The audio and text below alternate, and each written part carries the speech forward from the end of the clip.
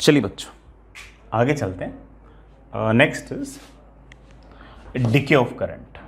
Heading लिखना बच्चों, next is decay of current. पहले हमने पढ़ा ग्रोथ ऑफ करंट, अब हम पढ़ रहे हैं डिके ऑफ करंट की कैसे करंट डिके होता है, कम होता है। पहली बात तो किस तरह के सर्किट के अंदर करंट कम होगा उसे देखते हैं, और उसकी किस किस तरह के सवाल हैं, क्या कॉन्सेप्ट हैं, सारी बात को अपन अच्छे से प्यार से देखते हैं।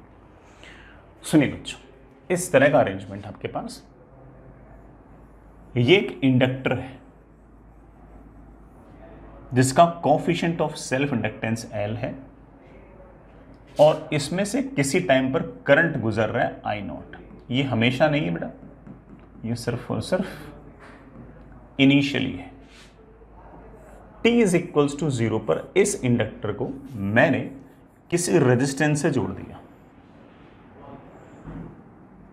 किसी रेजिस्टेंस से जोड़ दिया जिसका रेजिस्टेंस R है। t इज इक्वल्स टू 0 पर आपका ये स्विच है। सवाल अपनी जगह है, कॉन्सेप्ट्स अपनी जगह है। मैं बिना कोई ऐसे इक्वेशन लिखे भी कुछ बातें तो आपको समझा सकता हूं। देखो यहां पर कोई बैटरी वगैरह तो है नहीं, लेकिन इस इंडक्टर के पास करंट है, तो ऑफ कोर्स इस इंडक्टर के पास कुछ ना कुछ मैग्नेटिक फील्ड है। कुछ ना कुछ मैग्नेटिक फील्ड है तो ऑब्वियस बात है कुछ ना कुछ मैग्नेटिक पोटेंशियल एनर्जी है, और जिस मैग्नेटिक पोटेंशियल एनर्जी का फॉर्मूला मेरे पास जानते हैं, हाफ L I नॉट का स्क्वायर। ये इसकी एक तरह से मैग्नेटिक पोटेंशियल एनर्जी है शुरुआत के अंदर।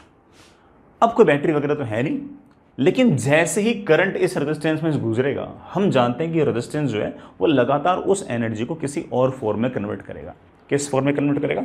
ऑफ कोर्स बढ़ाए तो हीट की फॉर्म में लगातार डिसिपेट करेगा और सिस्टम से लगातार एनर्जी को भगाएगा। सिस्टम से लगातार एनर्जी अगर हीट की फॉर्म में बाहर जाएगी तो ऑफ कोर्स हमारे इस इंडक्टर की एनर्जी घटनी चाहिए। इंडक्टर की अगर एनर्जी घटनी चाहिए तो ऑब्वियस बात है कि इस इंडक्टर की पोटेंशियल एनर्जी अगर घटेगी तो इसमें से गुजरने वाला जो करंट है बेटा वो भी लगातार घटेगा। जो शुरुआत में I नॉट था वो लगातार घटते घटते घटते घटते घटते मुझे ऐसा लगता है कभी ना कभी करंट की वैल्यू 0 होगी। सर आपको कैसे पता लगा कि फाइनल करंट 0 होगा? क्योंकि जब तक करंट है तब तक इसमें से लगातार पावर डिसिपेट होगी I² इंटू R। वो पावर, वो एनर्जी आखिर आ कहाँ से रही है? यहीं से आ रही है। इसकी एनर्जी लगातार कम होती जाएगी। किस फॉर्म में? इस हीट की फॉर्म में लगातार कम होती जाएगी, और कम होते होते होते होते एक टाइम ऐसा आएगा जब इस रेजिस्टेंस में से गुजरने वाला करंट 0, इंडक्टर में से करंट गुजरने वाला 0, एक बार रेजिस्टेंस में से करंट गुजरने वाला 0, उसके बाद कोई हीट डिसिपेट नहीं होगी। ऑफ कोर्स मैं तो बहुत श्योर भी हूं कि शुरुआत से लेकर आखिर तक हमारा जो रेजिस्टेंस लगा रखा है कैपिटल R, वो जो हीट डिसिपेट करेगा उसकी value half L I not का स्क्वायर ही आएगी।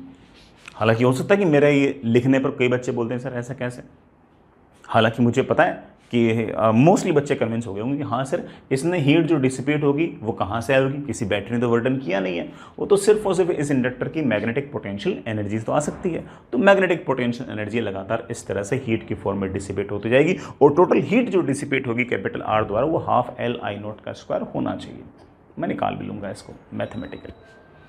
चलिए ये तो खैर बिना किसी इक्वेशन के, बिना किसी KCL KVL के हमने इतनी सारी बातें बोली। अब हम आगे की बातें डिस्कस करते हैं कि एग्जैक्टली किस टाइम पर कितना कितना करंट होगा वगैरह वगैरह। फाइंड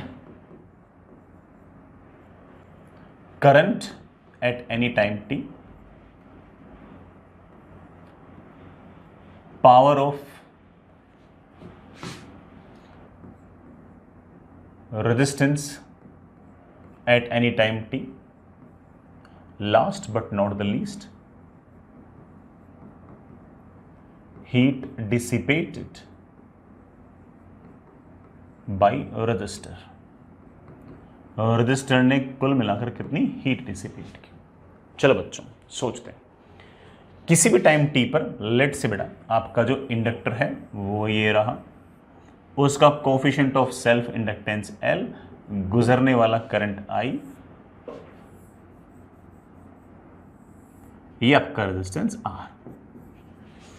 करंट यूं गया यूं गया यूं गया यूं गया, मुझे करंट निकालना है। करंट निकालना तो केवीएल लगा दो। मेरे ख्याल से केवीएल लगाते ही बात बन जाएगी, केवीएल लगाते ही बात बन जाएगी। इंडक्टर में करंट की तरफ जाऊंगा तो minus L D I by D T, कोई चिंता तो नहीं। जब भी करंट में सॉरी इंडक्टर में करंट की तरफ जाते हो तो minus L D I by T, current के अपोजिट आते हो तो plus L D I by T. चलते जाओ, रेजिस्टेंस में करंट की तरफ गया तो minus I into R, and जहां से चले थे वहीं पहुंच गए, it should be equal to 0। मेरे पास आ गया L D I by D T is equals to minus I into R. मेरे पास आ गया है D I upon I is equals to minus R upon L into D T. Integrate.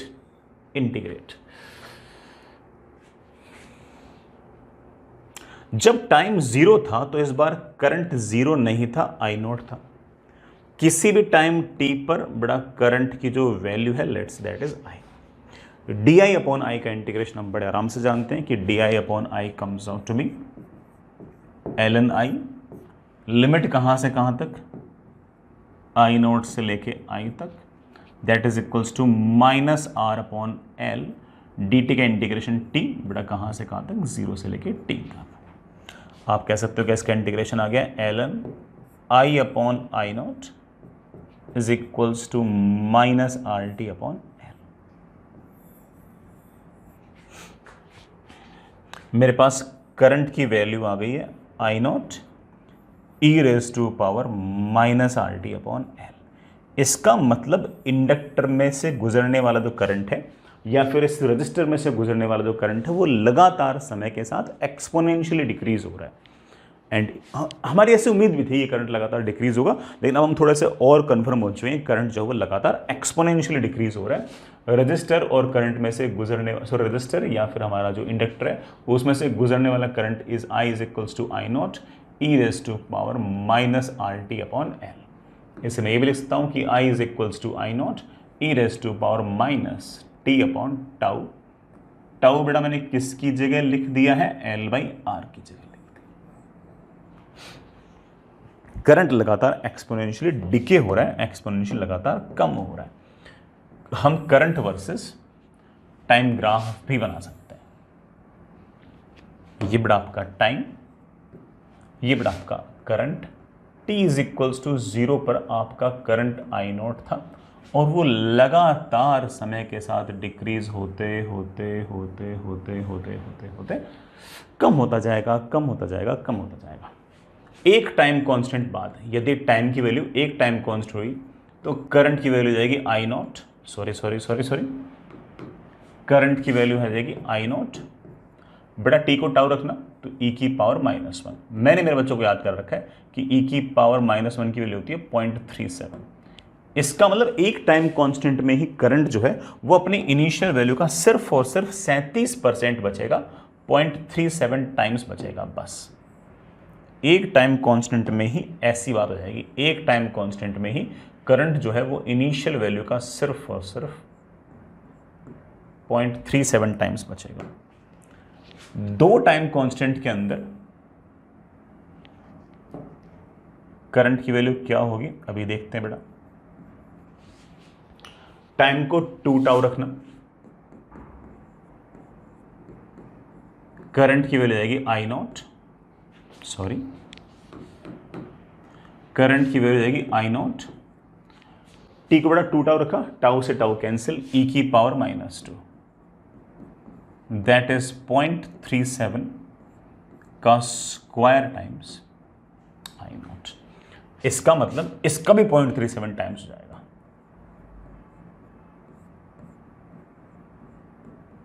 ठीक है बच्चों, अगर मैं आपसे कहूं कि आपका time n times time constant हो गया तो करंट की वैल्यू जाएगी I not e raise to power बड़ा टी को n टाइम्स टाउ रखो तो दैट इज ई की power -n that is equals to 0.37 की power n times I not. n time constant बाद आपका बेटा करंट लगभग ही हो जाएगा।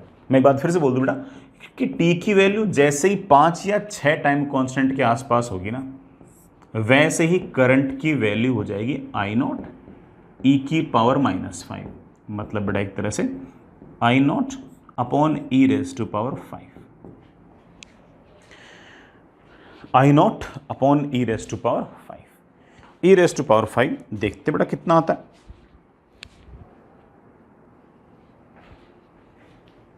ये बेटा शायद 0.0025 टाइम्स आई नॉट आ जाए। आप ऐसा बोल सकते हो बेटा बहुत कम करंट हो गया। इसका मतलब कोई हमसे पूछे ना कि करंट घटते घटते जीरो कब होगा, तो हम जवाब देंगे करंट घटते घटते जीरो तो इन्फिनिट टाइम पे होगा। सही बात भी है, लेकिन प्रैक्टिकली करंट काफ़ी कम हो जाएगा, लगभग 5 या 6 टाइम कांस्टेंट बाद भी। 5 या 6 टाइम कांस्टेंट के बाद बेटा करंट तुम देख रहे हो आई नोट का सिर्फ और सिर्फ इतना सा हिस्सा बचता है। This is just 0.25% of the actual current. ठीक है, तो आप ऐसा कह सकते हो कि 5 टाइम कांस्टेंट के बाद एक तरह से स्टेडी स्टेट टाइप या फिर ट्रांजिएंट स्टेट टाइप आपकी आ जाती है। एक बात और बेटा, कुल मिलाकर कितना चार्ज बहा हम वो भी निकाल सकते हैं। जैसे कोई मुझसे पूछ ले कि सर चार्ज कितना बहा, तो मैं कहूँगा कि देख बेटा छोटे से dt समय में जो चार्ज बहेगा that is I into D T. Longer time में अगर आपको चाहिए कितना चार्ज बहा, तो बड़ा ऑफकोर्स आपको आई इंटू डी टी को इंटीग्रेट करना पड़ेगा। जिस टाइम से जिस टाइम के बीच में आपको चार्ज जो बहा है उसकी वैल्यू निकाल ली। बड़ा चार्ज तो बही रहा है, कितना चार्ज किसी क्रॉस सेक्शन से बहा है।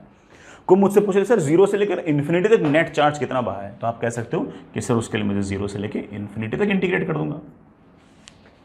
कोई मुझसे पूछ ले कि एक टाइम कांस्टेंट तक कितना चार्ज बहा है, तो जीरो से लेकर टाउ तक इंटीग्रेट कर देंगे, है कि नहीं। मेरे पास ये आ गया that is equals to I not, तो बेटा बाहर integration of e raise to power minus R T upon L into D T का integration from zero to infinity. I not तो ठीक है बेटा, टी का कोफिशिएंट है minus R upon L, e raise to power minus R T upon L बेटा वैसा का वैसा, कहाँ से कहाँ तक, जीरो से इन्फिनिटी तक। मेरे पास आ गया that is equals to I naught L upon R, E raise to power minus infinity हो गया जीरो, बड़ा E raise to power zero हो गया 1, बड़ा माइनस माइनस बड़ा क्या हो जाएगा कैंसिल, वो बड़ा माइनस एक बाहर भी था ना। और मेरे पास कुल चार्ज की वैल्यू आ गई है that is I naught L upon R. मैं ऐसे एक बात और बोलना चाहता हूँ, हो सकता है कि उसको कोई खास रिलेशन ना हो, करंट वर्सेस टाइम ग्राफ का जो एरिया है बड़ा वो भी आपको हमेशा चार्ज देता है। तो कोई मुझसे पूछ ले कि ये वाला एरिया कितना है इन्फिनिटी तक, तो आप कह सकते हो कि जीरो से लेकर इन्फिनिट टाइम तक नेट चार्ज कितना बहा है, वही तो एक्चुअली हमारा एरिया है। तो इसका जो एरिया आएगा मेरे प्यारे वाले बाल को, उसकी वैल्यू होगी आई नॉट एल अपॉन आर। ऐसा कोई याद करने वाला एक्सप्रेशन नहीं है, लेकिन कोई तुमसे पूछ ले कि जीरो से लेकर टाउ तक कितना चार्ज बहा है, तो बड़ा इंटीग्रेट कर देना जीरो से लेकर टाउ तक। सर टाउ से लेकर 2 टाउ तक कितना चार्ज बहा है, बेटा इंटीग्रेट कर देना जीरो से, सॉरी टाउ से लेकर 2 टाउ तक निकाल सकते हैं। ठीक है, जैसे मैंने ये निकाला वैसे आप कुछ भी निकाल सकते हो, मर्जी बेटा आपकी। ठीक है बच्चों, समझ गए इस बात को। मैं यहाँ पर एक बात और बोलूँगा, अगर मैं ये बता सकता हूँ कि किसी टाइम पर कितना करंट है, तो मैं ये भी बता सकता हूँ कि किसी भी टाइम पर इस रेजिस्टेंस के अक्रॉस पोटेंशियल डिफरेंस कितना है, आई इंटू आर। किसी भी टाइम पर इस इंडक्टर के अक्रॉस पोटेंशियल डिफरेंस कितना है, जितना पोटेंशियल डिफरेंस रेजिस्टेंस के अक्रॉस उतना पोटेंशियल डिफरेंस इंडक्टर के अक्रॉस।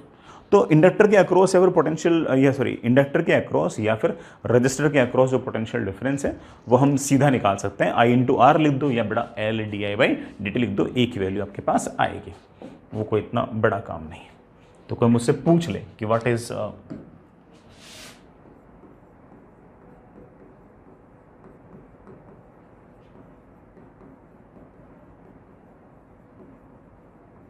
पोटेंशियल डिफरेंस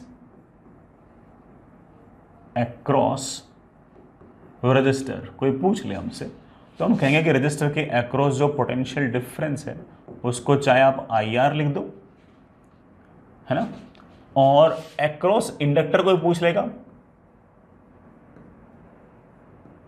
तो मैं कह दूंगा कि बेटा that is mod of L D I by D T. मैं सिर्फ और सिर्फ ये कहना चाहता हूं कि दोनों की वैल्यूज बेटा एग्जैक्टली सेम आएंगी।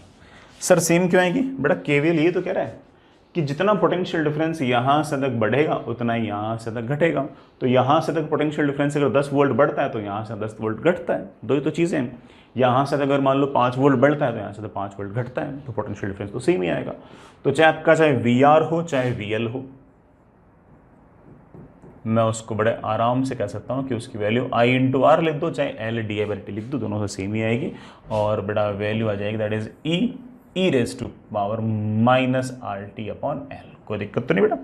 मैंने इस करंट वाले एक्सप्रेशन को, ओह सॉरी माय करंट वाले एक्सप्रेशन को मुझे आर से मल्टीप्लाई करना है, तो it will be of course I naught into R into E raise to power minus R T upon L. कोई मुझसे पूछ ले कि पोटेंशियल डिफरेंस अक्रॉस इंडक्टर या फिर पोटेंशियल डिफरेंस अक्रॉस रजिस्टर का क्या हम टाइम के साथ ग्राफ बना सकते हैं? जी हाँ, बिल्कुल बना सकते हैं। t इज इक्वल्स टू 0 पर उसकी वैल्यू होगी आई नॉट इंटू आर, और उसके बाद लगातार वैसे ही एक्सपोनेंशियली डिक्रीज होगा जैसे आपका रेजिस्टेंस, सॉरी जैसे आपका करंट, जैसे करंट लगातार घटे जा रहा था। चलिए बच्चों मुद्दे पे आते हैं। हमारा तो जो रजिस्टर है उसके पावर में इंटरेस्ट है मुझे। बेटा पावर ऑफ रजिस्टर का मतलब पता है ना, कि किस रेट से वो सिस्टम से हीट बाहर निकाल रहा है, किस दर से, किस रेट से लगातार सिस्टम से वो हीट बाहर निकाल रहा है। जिस दर से बेटा वो हीट बाहर निकाल रहा है उसका फॉर्मूला तुम जानते हो, I square into R, that is I not का square e raise to power बेटा minus 2 R T upon L into R. बेटा मैंने स्क्वायर कर दिया करंट का, और कोई हमसे पूछे कि रेजिस्टेंस का पावर कितना है, तो दैट इज आई नॉट का square into R E raise to power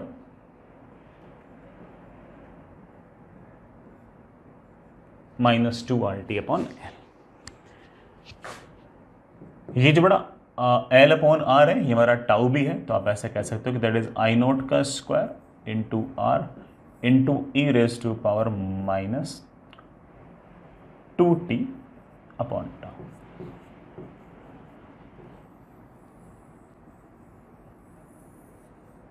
हमारे रेजिस्टेंस का जो पावर है it is something like this. और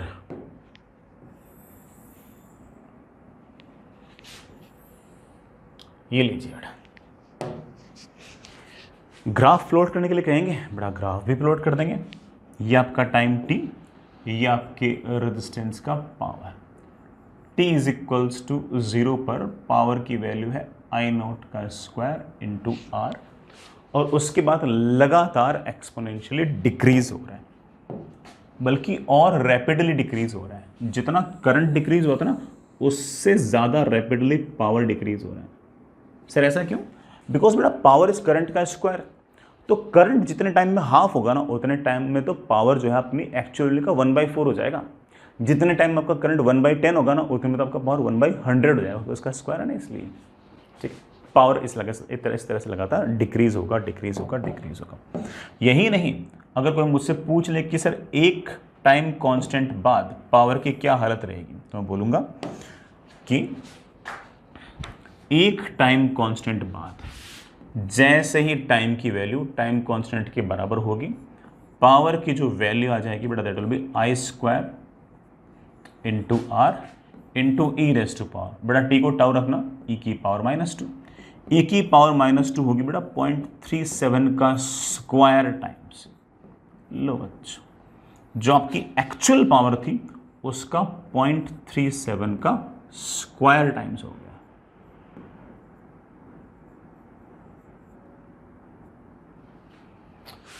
दो टाइम कांस्टेंट बाद क्या होगा, जैसे बेटा आपके टाइम की वैल्यू 2 टाइम्स टाइम कांस्टेंट होगी, आपकी जो रेजिस्टेंस की जो पावर है बेटा वो हो जाएगी आई नॉट का स्क्वायर इंटू आर।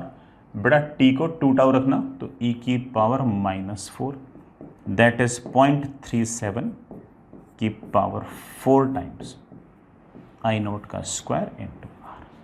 इस तरह से बेटा लगातार पावर घटेगी घटेगी घटेगी। सर मुझे हीट निकालनी है कि आखिर रेजिस्टेंस के थ्रू कितनी हीट बाहर निकली। देखो बच्चों, अगर आपको हीट निकालनी है तो आपको क्या करना चाहिए, power into time. Power resistance का तुम्हें पता है, छोटे से dt टाइम इंटरवल के अंदर कितनी हीट बाहर निकलेगी वो निकालने के लिए dt से मल्टीप्लाई कर दो। लेकिन सर मुझे तो इस टाइम से इस टाइम के बीच में निकालनी है हीट, तो उस टाइम से उस टाइम तक इंटीग्रेट कर दो। नहीं सर मुझे तो शुरू से लेकर आखिर तक सारी निकालनी है। बेटा शुरू से लेकर आखिर तक निकालनी है तो 0 से लेकर इन्फिनिटी तक इंटीग्रेट कर दें, है कि नहीं। हालांकि मेरे बच्चे मनी मन जानते हैं कि इसका आंसर क्या आएगा, मेरे बच्चों को पता है, मेरे हर समझदार बच्चों को पता है कि इसका आंसर क्या आएगा, लेकिन वो एक्टिंग कर रहे हैं कि नहीं सर नहीं पता नहीं पता नहीं पता, और आखिर में जानते हैं कि आंसर क्या आएगा। चलिए थोड़ी देर एक्टिंग करते हैं, आंसर हमको पता ही है। पावर, पावर में आई नॉट का स्क्वायर इंटू आर बेटा बाहर आ गया, और मेरे पास आ गया e raise to power -2RT upon L, ये तो अंदर आ गया, इंटू डी टी, कहां से कहां तक, 0 से इन्फिनिटी, आई नोट का स्क्वायर इंटू आर, ये तो बड़ा बाहर, टी का कोफिशिएंट है -2R अपॉन एल, उससे हम डिवाइड करते ही हैं, इसका इंटीग्रेशन वही आएगा e raise to power -2RT upon L, कहां से कहां तक, 0 से इन्फिनिटी।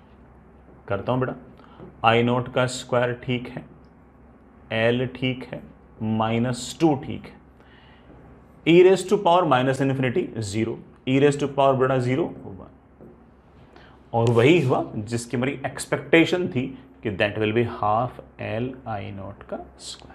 जो नेट हीट डिसिपेट आएगी बेटा आपके पास हाफ एल आई नॉट का स्क्वायर आएगी। हालांकि ये वाली बात हम मैथमेटिक्स से ना बोलते तब भी हमें कॉन्सेप्चुअली पता था। एक बात और, पावर वर्सेस टाइम ग्राफ का जो एरिया है वो आपको बेटा हमेशा एनर्जी देगा।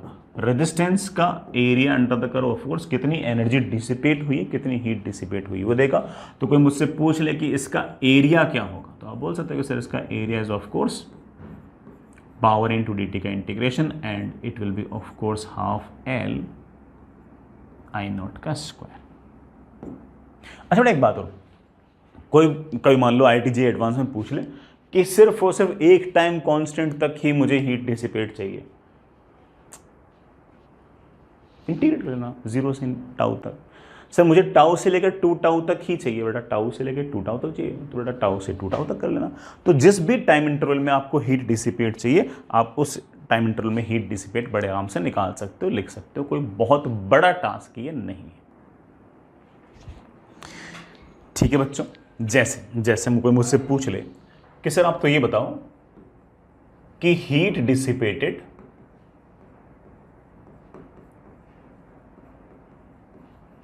in time interval t is equals to 0 to t is equals to tau कितना होगा। तो एक तरीका तो यह है कि 0 से लेकर टाउ तक इंटीग्रेट कर दो, सही बात बेटा। अच्छा मैं एक तरीका और सोच रहा हूं, मुझे पता है कि t इज इक्वल्स टू 0 पर करंट कितना है, तो मुझे पता है कि t is equals to tau पर इंडक्टर के पास कितनी एनर्जी है, हाफ एल आई नॉट का स्क्वायर। मुझे यह भी पता है कि t is equals to tau पर इंडक्टर में से गुजरने वाला करंट कितना है। मेरे बच्चे बोले हाँ सर हमें पता है, एक टाइम कांस्टेंट बाद करंट की वैल्यू आती है आई नॉट बाई ई। तो मुझे t इज इक्वल्स टू 0 पर इंडक्टर में जो इनिशियल एनर्जी है वो पता है, टाइम टाउ के ऊपर जो एनर्जी है मुझे वो भी पता है, और मुझे पता है कि इस इंडक्टर से जो एनर्जी लॉस हुई है, जो एनर्जी कम हुई है, वो ऑफकोर्स किससे हुई है, वो उस रेजिस्टेंस से हीट डिसिपेट में तो हुई है। तो मैं डायरेक्ट कह सकता हूं कि आप इंटीग्रेट कर लो, या फिर सीधा ऐसे बोल दो कि हाफ एल आई नॉट का स्क्वायर, ये तो इनिशियल एनर्जी, ये बेटा आपकी फाइनल एनर्जी, ये सीधा कर दिया अपन ने। इंटीग्रेट कर लेना बेटा, आंसर आएगा। ये आपके लिए खुद के लिए काम है कि इंटीग्रेट करके चेक कर लेना क्या आंसर मैच कर रहा नहीं कर रहा। कोई मुझसे पूछ ले कि सर आप तो बताओ कि t is equals to tau से लेकर t is equals to 2 tau तक कितनी हीट डिसिपेट की है आपके कैपिटल आर ने। तो एक तरीका तो ये कि ऐसे बोल दो कि heat dissipate will be power into dt, वो भी कहां से कहां तक, टाउ से लेकर 2 टाउ तक। एक तरीका तो ये। दूसरा तरीका मुझे पता है कि t is equals to tau पर करंट की वैल्यू मुझे पता है, तो मुझे उस टाइम पर इस इंडक्टर के पास कितनी एनर्जी है वो पता है। करंट है आई नॉट बाई ई, तो ऑफ कोर्स इनिशियल एनर्जी मतलब उस टाइम पर एनर्जी उस इंडक्टर के पास कितनी मुझे पता है। t is equals to 2 tau पर उसी इंडक्टर के पास कितनी एनर्जी है मुझे पता है, क्योंकि मुझे पता है कि कितना करंट है। 2 टाइम कांस्टेंट बाद मेरे बालक जानते हैं कि करंट की वैल्यू जाएगी I not upon E square. और ये जितनी एनर्जी घटी है ये ऑफ कोर्स हीट की फॉर्म में गई होगी। तो मैं तो बहुत श्योर हूँ कि अगर आप इंटीग्रेट करोगे तो बटा दैट दिस माइनस दिस, और आंसर आएगा हाफ एल आई नॉट का square upon E square 1 - 1 upon E square. Integrate करके तुम चेक करना कि भाई सर झूठ बोल रहे हैं गलत बोल रहे हैं। ठीक है, आगे चलते हैं। चलिए बच्चों आगे चलते हैं। एक बहुत ही बढ़िया सा कॉन्सेप्चुअल सवाल, मैं पहले ही बोल दूं सवाल थोड़ा सा टफर साइड का तो है, बट इसमें कॉन्सेप्चुअल बातें अच्छी खासी है। सुनिएगा, हमारे पास एक सिंपल सर्किट है, इंडक्टर है, रेजिस्टेंस है, बैटरी है।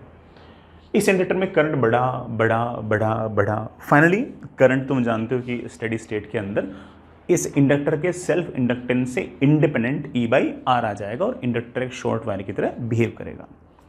फिर हमने क्या किया कि इस इंडक्टर की जो लूप थी ना, भाई अपने आप में इंडक्टर तो लूप ही है, उस लूप के अंदर हम लोगों ने एक रॉड इंसर्ट कर दी, पैरामैग्नेटिक रॉड इंसर्ट कर दी, जिसका रिलेटिव परमिएबिलिटी म्यू आर है। हालांकि पैरामैग्नेटिक मैंने इसे बोल दिया, डायमैग्नेटिक भी हो सकती है, बस डायमैग्नेटिक में और पैरामैग्नेटिक में हल्का सा अंतर है। पैरामैग्नेटिक का म्यू आर 1 से बड़ा होता है और डायमैग्नेटिक आप जानते हो हल्का सा छोटा होता है। ठीक है, तो ये म्यू आर बड़ा, ऐसे म्यू आर रिलेटिव परमिएबिलिटी की एक रॉड हम लोगों ने उस पूरे के पूरे इंडक्टर के अंदर इस तरह से इंसर्ट कर दी। तो एक तरह से हमने उस इंडक्टर का मीडियम चेंज कर दिया है कि नहीं।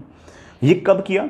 जिस इंस्टेंट पे किया उसमें t = 0 बोल रहा हूं। इससे पहले स्टेडी स्टेट आ चुका था, स्टेडी स्टेट आ चुका था, करंट की वैल्यू E बाई आर आ गई और हमने एक रॉड इंसर्ट कर दी, और रॉड इंसर्ट कर दी, जो रॉड इंसर्ट की उसकी रिलेटिव परमिएबिलिटी मुझे सवाल में दे रखी है mu R. Initially circuit is at steady state, बड़ा शुरुआत में सर्किट आपका पहले स्टेडी स्टेट था, अब आपने रॉड इंसर्ट करके उसका स्टेडी स्टेट बिगाड़ दिया है। सर बिगाड़ दिया क्या? हमारा बिल्कुल बिगाड़ा है। अब आपसे 2-3 सवाल पूछ रहा हूं। फाइंड बेटा पहला, अच्छा ये बेटा जो ये वाला सवाल थोड़ा मेन सवाल है, इससे पहले 2 सवाल और पूछ रहा हूं। ये वाला तो मेन सवाल है, उससे पहले 2 सवाल और पूछ रहा हूं। Find current in inductor just before and just after insertion of rod. बेटा रॉड को इंसर्ट करने से जस्ट पहले और जस्ट बाद में कितना आपका बेटा क्या कहते हैं करंट होगा। तो हम जानते हैं जस्ट रॉड इंसर्ट करने से पहले ये रहा हमारा इंडक्टर जिसका coefficient of self inductance L है, ये हमारा रेजिस्टेंस R। सर्किट में साफ साफ बोल रखा है कि स्टेडी स्टेट आ चुकी है, बड़ा स्टेडी स्टेट आ चुकी है, तो जस्ट बिफोर जो करंट होगा बड़ा that will be of course E by R. जैसे ही मैंने रॉड इंसर्ट की मैंने मीडियम चेंज कर दिया, मीडियम चेंज करते ही इसका जो coefficient of self inductance L था वो म्यू R टाइम्स L हो जाएगा। सर ऐसे कैसे? बेटा ऐसा इसलिए, जैसे मैं एग्जांपल के लिए सोलेनॉइड की बात करूं, सोलेनॉइड में L की वैल्यू थी, वैक्यूम है तो of course mu naught into N square into pi R square into L।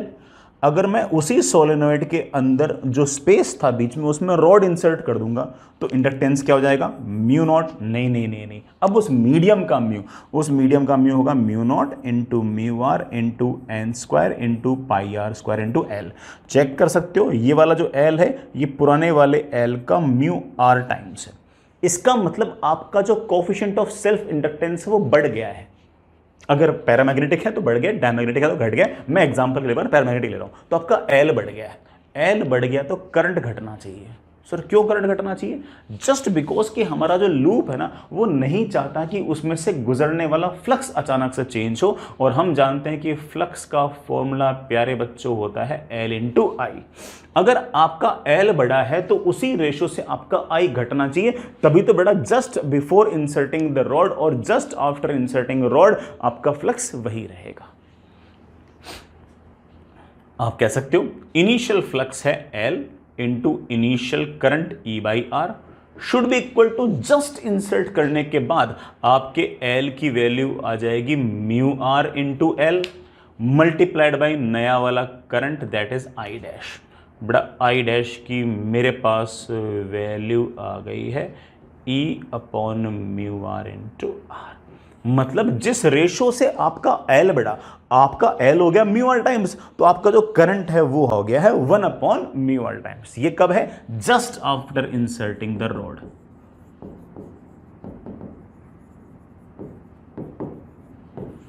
ये रॉड को जस्ट इंसर्ट करने के बाद की कहानी। सर आपने तो कहा था कि इंडक्टर में कभी भी अचानक से करंट चेंज नहीं होता। नहीं, मैंने ऐसा कभी नहीं कहा। मैंने हमेशा कहा है कि इंडक्टर में से अचानक से कभी फ्लक्स चेंज नहीं होगा। फ्लक्स हमेशा होता है एल इंटू आई, तो एल हमेशा फिक्स रहता है। तो मैं कहता हूं कि अच्छा फ्लक्स चेंज नहीं हो रहा अचानक से, तो आई भी चेंज नहीं होगा। मेन बात तो ये थी। आज क्या हो गया कि एल चेंज हो गया। अब कॉन्सेप्ट आई कांस्टेंट रखने का नहीं है, कॉन्सेप्ट तो फ्लक्स कांस्टेंट रखने का है। तो एल अगर आपका दुगना हो गया तो आई आधा हो जाएगा। एल आपका 5 गुना आ गया, करंट आपका 1/5 जाएगा। तो करंट जो है वो अचानक से घटकर इतना हो जाएगा। ये कब है? जस्ट आपकी रॉड इंसर्ट करने के बाद। सर इसके काफी टाइम बाद क्या होगा? बेटा किसी भी टाइम टी पर क्या होगा वो वाला अगला सवाल है, उसे लिखिए। Find current in the circuit at any time T. किसी भी टाइम टी पर सर्किट में कितना करंट होगा ये बताइए।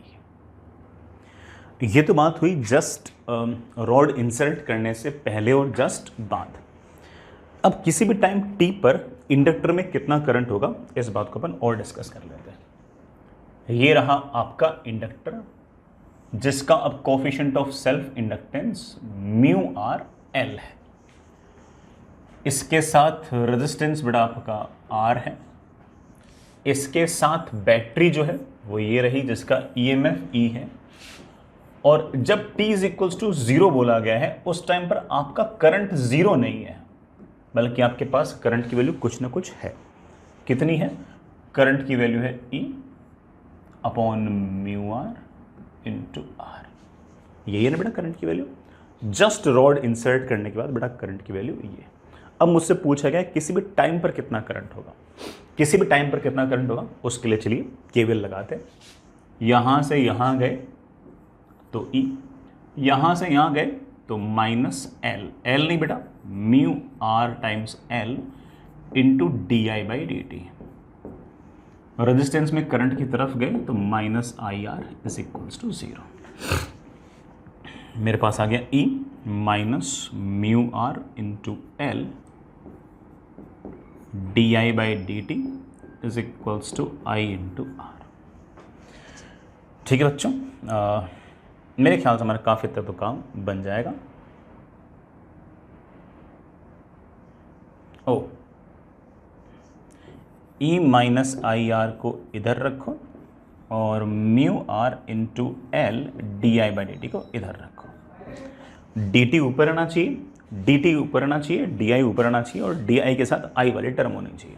अभी लगाता हूँ बेटा। D T is equals to mu R into L into D I upon E minus I R. Integrate integrate. जब टाइम 0 है उस टाइम पर करंट 0 नहीं है, बल्कि उस टाइम पर बड़ा आपके करंट की वैल्यू है E upon mu R into R. किसी टाइम टी पर लेट से आपका करंट है आई। कर देंगे बेटा इंटीग्रेट। जो आपका एलएचएस है उसका इंटीग्रेशन थोड़ा आपके पास टी ही आ गया। आरएचएस में म्यू आर ठीक है, एल ठीक है, आई का बड़ा कोफिशिएंट है माइनस आर, तो माइनस आर यहाँ लगा। इसका इंटीग्रेशन आएगा L N E minus I R, where the value of current will vary from E upon mu R into resistance से लेकर करंट।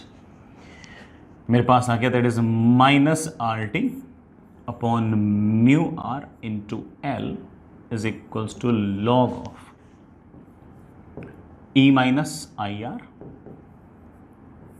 अपॉन ई माइनस ई अपॉन म्यू आर। मेरे ख्याल से बड़ा ये आपका एक्सप्रेशन आ गया। मैं इसको बड़े आराम से लिख सकता हूँ कि e minus I R is equals to e minus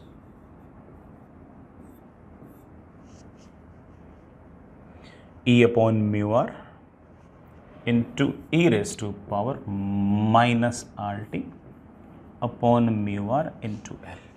sir मुझे तो करंट चाहिए, बड़ा मेरी वैल्यू आ गई, that is e upon R minus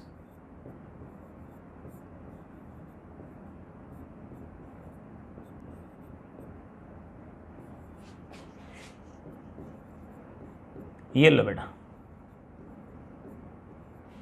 किसी भी टाइम टी पर आपका ये करंट आ गया।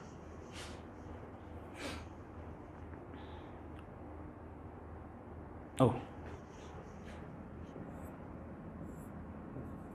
यहां माइनस ही लगा था, ये बेटा आपका किसी भी टाइम पर करंट आ गया, किसी भी टाइम टी पर आपका ये करंट है। ठीक है बच्चा, इसी में अगर मैं टाइम टेंडिंग टुवर्ड इन्फिनिटी रख दूं, इसी में अगर मैं टाइम टेंडिंग टुवर्ड इन्फिनिटी रख दूंगा तो e raise to power minus invert to zero, और आपके करंट की बेटा वैल्यू वापस से आ जाएगी ई बाई आर।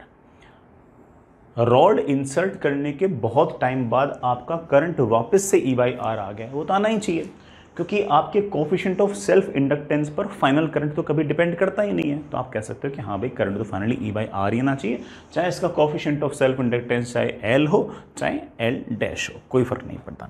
अगर कोई मुझसे पूछ ले कि sir current versus time graph बना सकते हो क्या, बेटा बिल्कुल बना सकते हैं। अगर मेरे पास ये करंट है और अगर ये टाइम है, तो जस्ट रॉड इंसर्ट करने से पहले, जस्ट रॉड इंसर्ट करने से पहले करंट की वैल्यू थी E upon mu R into R, और उसके बाद बेटा करंट लगातार चेंज होता है होता है होता है होता है, और टाइम टेंडिंग टुवर्ड इन्फिनिटी पर आपके करंट की वैल्यू बेटा वापस से E अपॉन आर हो जाती है। हालांकि रॉड इंसर्ट करने से पहले भी E बाई आर थी, लेकिन रॉड इंसर्ट करते ही अचानक से करंट की वैल्यू घटी, फिर वापस से बढ़ते बढ़ते बढ़ते बढ़ते काफ़ी टाइम बाद वापस से E बाई आर ही हो जाती है। समझ गए बच्चों? आगे चलिए बच्चों आगे चलते हैं, और next is LC oscillations. LC oscillation बहुत ही बढ़िया सा छोटा सा प्यारा सा टॉपिक है, और इसके सवाल सीधे फॉर्मूले पर IIT JEE एडवांस के अंदर भी पूछ लेते हैं, और इवन JEE मेन के अंदर भी इसके फॉर्मूले पर सवाल पूछ रखा है। हालांकि मैं तो ऐसे सवाल कराऊंगा, ऐसे थ्योरी नहीं कराऊंगा। और एक सवाल से मैंने शुरुआत कर रखी है, सुनिएगा। हमारे पास एक कैपेसिटर है जो इनिशियली चार्ज्ड है, कैपेसिटर का कैपेसिटेंस आपको C दे रखा है, कैपेसिटर पर चार्ज आपको Q दे रखा है, मतलब एक प्लेट पर Q एक प्लेट पर माइनस Q। इसको मैंने शॉर्ट कर दिया है, रेजिस्टेंस के थ्रू नहीं, रेजिस्टेंस के थ्रू जब कैपेसिटर को हमने शॉर्ट किया था तब बेटा हम लोगों ने इस चीज़ को शायद कैपेसिटर चैप्टर में पढ़ा था। That was I think capacitor पर लगातार चार्ज जो था वो लगातार एक्सपोनेंशियली डिक्रीज हो रहा था, और कैपेसिटर के पास जो भी इलेक्ट्रोस्टैटिक एनर्जी थी वो रेजिस्टेंस के थ्रू लगातार हीट की फॉर्म में बाहर निकल रही थी। लेकिन यहाँ पर हमने कैपेसिटर को सिर्फ और सिर्फ इंडक्टर के साथ शॉर्ट किया है, मतलब कैपेसिटर की जो दोनों प्लेट्स हैं उसको मैंने इंडक्टर के थ्रू जोड़ दिया है। पूरे वायर के अंदर किसी प्रकार का कोई रेजिस्टेंस नहीं है, मैं पहले बोल दूं बेटा किसी प्रकार का कोई रेजिस्टेंस पूरे सर्किट में नहीं है। हालांकि थोड़ी आइडियल सिचुएशन है, बट सवाल तो बन ही सकता है। सवाल समझ में आ गया? T इज इक्वल टू 0 पर बेटा मैंने सर्किट को इस तरह से ऑन किया है, स्विच को ऑन किया है, सर्किट को एक तरह से मैंने ऑन किया। मेरा सवाल आपसे ये है कि जब आपके कैपेसिटर पर चार्ज कैपिटल Q से घटकर स्मॉल q हो जाएगा, उस टाइम पर इंडक्टर में से करंट कितना होगा। दूसरा सवाल है कि इंडक्टर में मैक्सिमम करंट कितना होगा। सवाल समझ में आ गया? कैपेसिटर की दोनों प्लेट्स को हमने जोड़ दिया है एक इंडक्टर के थ्रू, करंट बहना स्टार्ट होगा, करंट बहना स्टार्ट होगा जिस टाइम पर इस कैपेसिटर पर चार्ज कैपिटल Q से घटकर स्मॉल q हो जाएगा, उस टाइम पर इंडक्टर में से गुजरने वाला करंट कितना होगा, ये मेरा सवाल है। अभी करते हैं। शुरुआत में यहां चार्ज Q, यहां charge minus Q, electric field will be like this, अच्छी खासी इलेक्ट्रिक फील्ड होगी। जहां जहां इलेक्ट्रिक फील्ड होगी वहां पर इलेक्ट्रिक एनर्जी डेंसिटी होगी, जहां पर इलेक्ट्रिक एनर्जी डेंसिटी होगी वहां पर कुछ ना कुछ इलेक्ट्रिक पोटेंशियल एनर्जी होगी। जो आपके पास सिस्टम के पास सिर्फ और सिर्फ इलेक्ट्रिक पोटेंशियल एनर्जी है, और उसकी वैल्यू आप जानते हो बेटा कितनी है, Q²/2C। इंडक्टर में से किसी प्रकार की कोई करंट नहीं गुजर रहा, तो उसके पास किसी प्रकार का कोई मैग्नेटिक पोटेंशियल एनर्जी नहीं है। It make sense. थोड़े टाइम बाद इस कैपेसिटर की प्लेट और इस कैपेसिटर की प्लेट के पास, इसके पास चार्ज Q तो इसके पास चार्ज माइनस Q। सर कम क्यों हो गया? बड़ा कम इसलिए हो गया क्योंकि यहाँ से करंट भाग रहा है और ये करंट भागते भागते भागते भागते भागते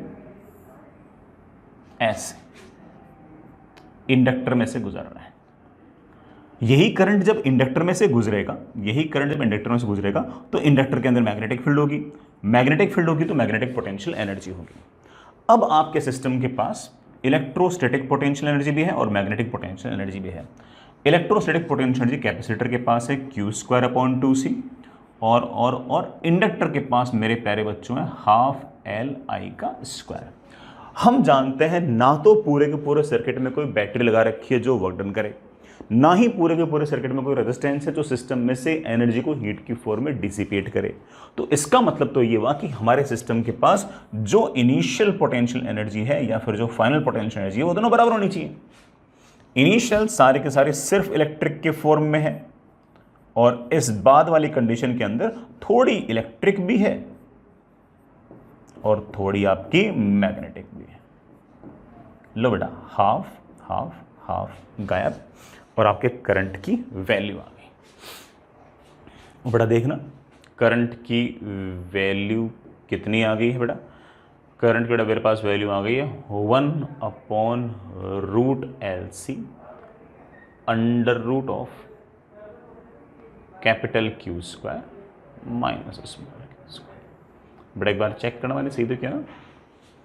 I इज इक्वल्स टू, हाँ बेटा सही लग रहा है, 1/LC Q² माइनस Q², फिर बेटा रूट लिया तो 1/√LC। अगला ही सवाल मुझसे पूछ रखा कि मैक्सिमम करंट कितना होगा। बेटा मैक्सिमम करंट तब होगा जब स्मॉल q 0 होगा। सारी वाली बात समझ नहीं आई, समझाता हूँ। मैक्सिमम करंट तब होगा, करंट मैक्सिमम तो मैग्नेटिक पोटेंशियल एनर्जी मैक्सिमम। अब मैं जानता हूं कि आपकी जो मैग्नेटिक एनर्जी और इलेक्ट्रिक एनर्जी है वो शुरुआत वाले इलेक्ट्रिक एनर्जी के बराबर है।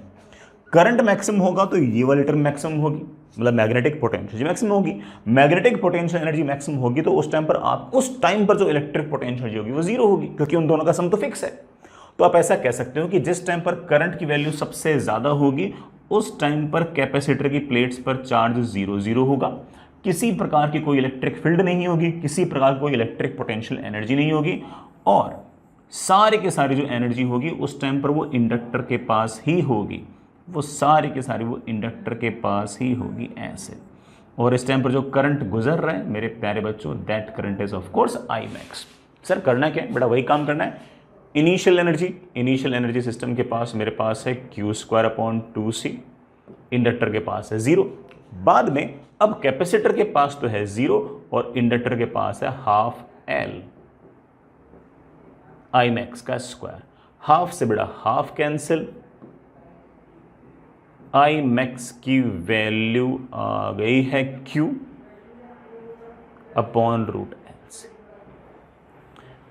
अगर इसी में मैंने स्मॉल q का 0 रख दिया होगा तभी मेरे पास आंसर ये आता है कि करंट की जो मैक्सिमम वैल्यू है वो Q/√LC है। ठीक है बच्चों, समझ गए होंगे। आपने ये भी चीज़ नोटिस की होगी, करंट की वैल्यू मैक्सिमम तब है जब आपके पास चार्ज की वैल्यू 0 है।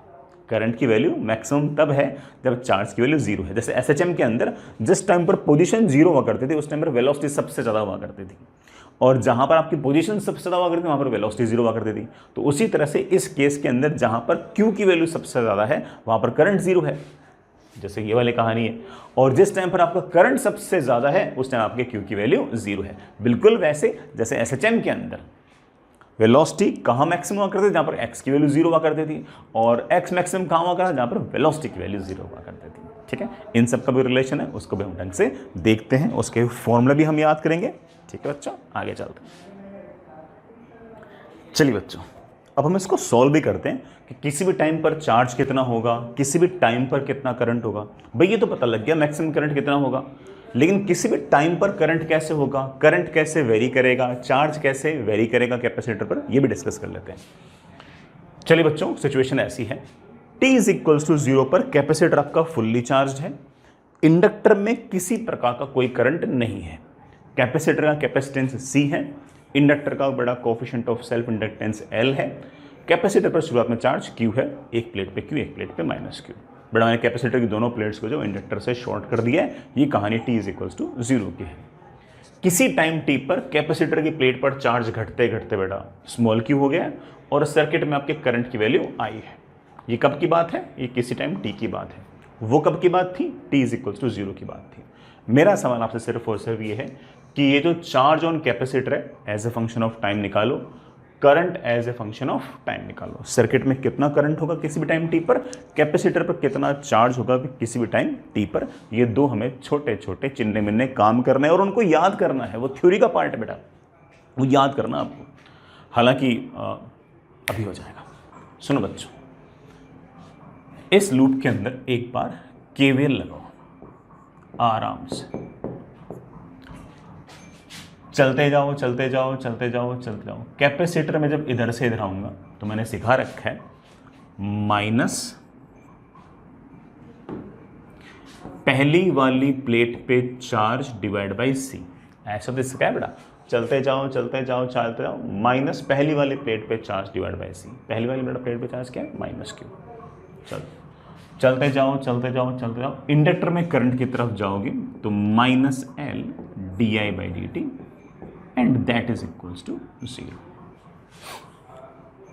It seems fine. मेरे पास इक्वेशन आ गई बेटा क्या? Q by C minus L D I by D T and that is equals to 0। एक इक्वेशन से बेटा पार नहीं पड़ेगी यार, सिर्फ एक और बना देंगे। ये जो करंट आई है this is the rate at which Q is decreasing. भाई करंट बेटा बाहर की तरफ जाता दिखाया है, तो ये आई वो रेट है जिससे Q लगातार घट रहा है। तो सेकंड इक्वेशन आप कहोगे कि sir second equation is I is minus D Q by D T. बेटा माइनस किस बात का? कि बेटा वो Q को घटा रहा है। इसको रखो बेटा यहाँ पे। मेरे पास आ गया है Q by C minus L D by D T of current. बेटा what's the current? Current is minus D Q by D T. बेटा माइनस बाहर आ जाएगा, जरा चेक करना क्या इक्वेशन बन जाएगी। मेरे पास इक्वेशन बन गई Q अपॉन सी, बेटा माइनस ही बाहर आ गया, plus L time double differentiation of Q with respect to time should be equal to 0। ले बेटा मेरे पास ये डिफरेंशियल इक्वेशन बन गई है d2q upon D T square plus 1 upon L C into Q is equals to 0। ये मेरे पास एक सेकंड ऑर्डर डिफरेंशियल इक्वेशन है जिसे मैं चाहूं तो सॉल्व कर सकता हूं, लेकिन मुझे ऐसा लग रहा है कि मुझे इसको वापस सॉल्व करने की जरूरत नहीं है। इसको हमने कभी ना कभी सॉल्व कर रखा है और उसका जो आंसर अपन ने याद कर रखा है। सर हमें याद नहीं आ रहा, अभी याद आ जाएगा। याद करो बच्चों, हमारे पास एक इक्वेशन हुआ करती थी। इक्वेशन क्या थी? d2x upon D T square plus omega square x is equals to 0। बिल्कुल सेम इक्वेशन है। वहां पर q है, यहां पर x है, वहां पर 1 अपॉन एल सी है, यहां पर ओमेगा स्क्वायर है। बाकी सब कहानी सेम है। इस डिफरेंशियल इक्वेशन का सॉल्यूशन हुआ करता था x is equals to a sine omega T plus theta. मैं ऐसी उम्मीद कर रहा हूं कि मेरे बच्चों को इसका सॉल्यूशन याद है। उसी तरह से इसका सॉल्यूशन आएगा x इक्वल्स टू, सॉरी बेटा, small q is equals to a sine omega. Omega नहीं बेटा, ओमेगा नहीं, वहां पर ओमेगा स्क्वायर है, यहां पर 1 अपॉन एल सी है, तो ओमेगा मेरे पास हो गया है ओवर, सॉरी बेटा, sine A sine omega. Omega की बेटा वैल्यू मुझे पता है 1 upon root L C into T plus theta. Sir मुझे ए भी नहीं पता, थीटा भी नहीं पता, सब पता लग जाएगा। साइन की बेटा वैल्यू कहां से कहां तक वेरी करेगी? मेरे बच्चे बोले सर -1 से लेके 1 तक। टी वेरी करेगा तो ये वाला एक्सप्रेशन -1 से लेके 1 तक वेरी करेगा। तो Q की वैल्यू बेटा कहां से कहां तक वेरी कर रही है? -a से लेके +a। तो ये a जो है ये एक तरह से हमारे स्मॉल q की मैक्सिमम वैल्यू हो गई। अब मेरे बच्चे तो इस बात को जानते हैं, मेरे बालक तो इस बात को जानते हैं कि इस स्मॉल q की मैक्सिमम वैल्यू कितनी है? कैपिटल Q, जो हमारे शुरुआत में कैपेसिटर के पास चार्ज था। तो आप कह सकते हो कि सर हमारा काम बन गया, थोड़ा बहुत तो बन गया। Q is equals to capital Q। A की बेटा वैल्यू क्या है? Capital Q times sine of 1 upon root L C into T plus theta. Sir theta कैसे आएगा? थीटा ऐसे आएगा कि मैं जानता हूं कि t इज इक्वल्स टू 0 पर हमारे कैपेसिटर पर जो चार्ज था वो कैपिटल Q था। तो दोनों वैल्यूज को पटक दो, पटको बेटा। स्मॉल q को रखना है capital Q, is capital Q sine of, time बेटा रखना है 0, और ऐसा रखते ही बेटा मेरे पास आ गया है शायद sine theta equal to 1, theta equal to मेरे पास आ गई है 90 डिग्री। मैं इस इक्वेशन को अगले पेज पे लिख लूं। मेरे पास कुल मिलाकर चार्ज समय के साथ किस तरह से वेरी करेगा उसकी इक्वेशन आ गई, q sine 1/√LC into T plus π/2। इसे आप लिखना चाहो तो ऐसे भी लिख सकते हो कि charge is equals to capital Q cos of 1/√LC into T. ये लो बेटा, चार्ज जो है वो आपका साइनोसॉइडली वेरी कर रहा है बड़ा, प्लस Q से लेके माइनस Q, प्लस Q से लेके माइनस Q, प्लस Q से लेके माइनस Q। और उस साइनोसॉइडल वेरिएशन का जो ओमेगा है वो मेरे बच्चों को पता है कि ओमेगा की वैल्यू मेरे पास आई है 1/√LC। और चार्ज बड़ा वापस से देखो, अभी कैपिटल Q है, फिर कभी न कभी 0 होगा, फिर इस प्लेट पर माइनस Q होगा, फिर वापस 0 होगा, फिर वापस कैपिटल Q होगा। जब वापस से कैपिटल Q हो जाएगा तो मैं बोल दूंगा कि पूरा का पूरा साइकिल कंप्लीट कर लिया है। पूरे का पूरा साइकिल कंप्लीट करने का जो समय है उसे मैं बोल दूंगा टाइम पीरियड, कैपिटल T से उसको लिख दूंगा, और उसकी वैल्यू आएगी 2π/ओमेगा। मैं आपको डायग्राम से दिखा भी दूंगा, चिंता मत करो, दैट इज 2π√LC। एक सेकंड के अंदर कितनी बार बड़ा चार्ज जो है वो plus Q minus Q plus Q minus Q, तो हम फ्रीक्वेंसी बोल सकते हैं। इट इज ऑलवेज बड़ा 1/T, इट इज 1/2π√LC। हमने काफी हद तक बड़ा चार्ज का पोस्टमार्टम तो कर लिया। किसी भी टाइम पर चार्ज कैसे कैसे वेरी करेगा हम काफी हद तक समझ गए। सर आपने तो करंट भी पूछा था कि किसी भी टाइम पर करंट क्या होगा। बेटा किसी भी टाइम पर करंट मेरे बच्चे बोलेंगे सर आपने बता रखा है -dq/dt, बता रखा है बेटा। अरे भूल गए क्या बेटा, करंट इज -dq/dt, तो इसको डिफरेंशिएट कर दो।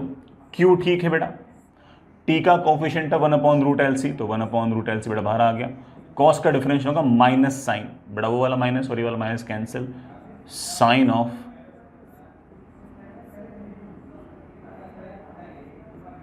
ये ले बेटा। करंट की वैल्यू भी साइनोसॉइडली वेरी कर रही है, और ये आपके एक तरह से करंट की मैक्सिमम वैल्यू। मेरे बच्चे बोले थे ज़्यादा मत सिखाओ, पता है हमें करंट की ये वाली वैल्यू मैक्सिमम है। ये तो हम एनर्जी कंजर्वेशन से निकाल चुके हैं, अभी तो आपने तो अब निकाली है, हमें तो शुरुआत से पता है करंट की मैक्सिमम वैल्यू Q/√LC है। और करंट के वेरिएशन का भी ओमेगा वही है, उसका टाइम पीरियड भी वही है, उसकी फ्रीक्वेंसी भी वही है। बस इतना सा फर्क है कि इसमें कॉस है, इसमें साइन है। तो जब चार्ज मैक्सिमम होगा तो करंट 0 होगा, जब करंट मैक्सिमम होगा तो चार्ज 0 होगा। And it make sense, charge जब 0 होगा तो इलेक्ट्रोस्टैटिक पोटेंशियल कैपेसिटर के पास 0 होगी, तो सारी एनर्जी कौन ले जाएगा, इंडक्टर। जब इंडक्टर के पास एनर्जी 0 होगी तो करंट 0 होगा, तो ऑफकोर्स उस टाइम पर कैपेसिटर के पास एनर्जी सबसे ज़्यादा होनी चाहिए, तो उसके पास चार्ज सबसे ज़्यादा होगा। आई रियली होप बेटा सारी बात आप समझ गए होंगे। मैं इसको हल्का फुल्का और बेटर तरीके से फील भी करा सकता हूँ। आगे चलते हैं बच्चे, इस बात की अपन हल्की फुल्की फील भी लेते हैं कि किस टाइम पर एग्जैक्टली चार्ज कैसा कैसा है। इक्वेशंस तो बड़ा ठीक है, आपने सोच ली होगी, याद वर्ड वापस कर लेना। Q is equals to capital Q cos omega T, current equals to बड़ा I max into sine omega T. Omega दोनों का सेम है, टाइम पीरियड दोनों का सेम है, फ्रीक्वेंसी दोनों की सेम है। जैसे बिल्कुल शुरुआत में t इज इक्वल्स टू 0 अगर पटकता हूँ, बट अगर t इज इक्वल्स टू 0 पटकते हो, t इज इक्वल्स टू 0 पटकते हो तो चार्ज की वैल्यू तो आती है कैपिटल Q और करंट की वैल्यू आती है 0। इसका मतलब t इज इक्वल्स टू 0 पर हमारे कैपेसिटर के पास चार्ज 0 होना चाहिए, करंट बेटा आपके पास कैपेसिटर के पास चार्ज कैपिटल Q होना चाहिए और करंट की वैल्यू 0 होनी चाहिए। बिल्कुल वैसे जैसे SHM के अंदर जो ब्लॉक SHM कर रहा है स्प्रिंग मास सिस्टम के अंदर, वो ब्लॉक एक्सट्रीम पोजीशन पे है, तो पोजीशन मैक्सिमम है लेकिन वेलोसिटी 0 है। करंट मैक्सिमम है, सॉरी बेटा चार्ज मैक्सिमम है लेकिन करंट 0 है। चार्ज मैक्सिमम है लेकिन dq/dt 0 है। x मैक्सिमम है लेकिन dx/dt 0 है। इसे एक तरह से एक्सट्रीम पोजीशन से छोड़ा गया। इसके t/4 टाइम बाद,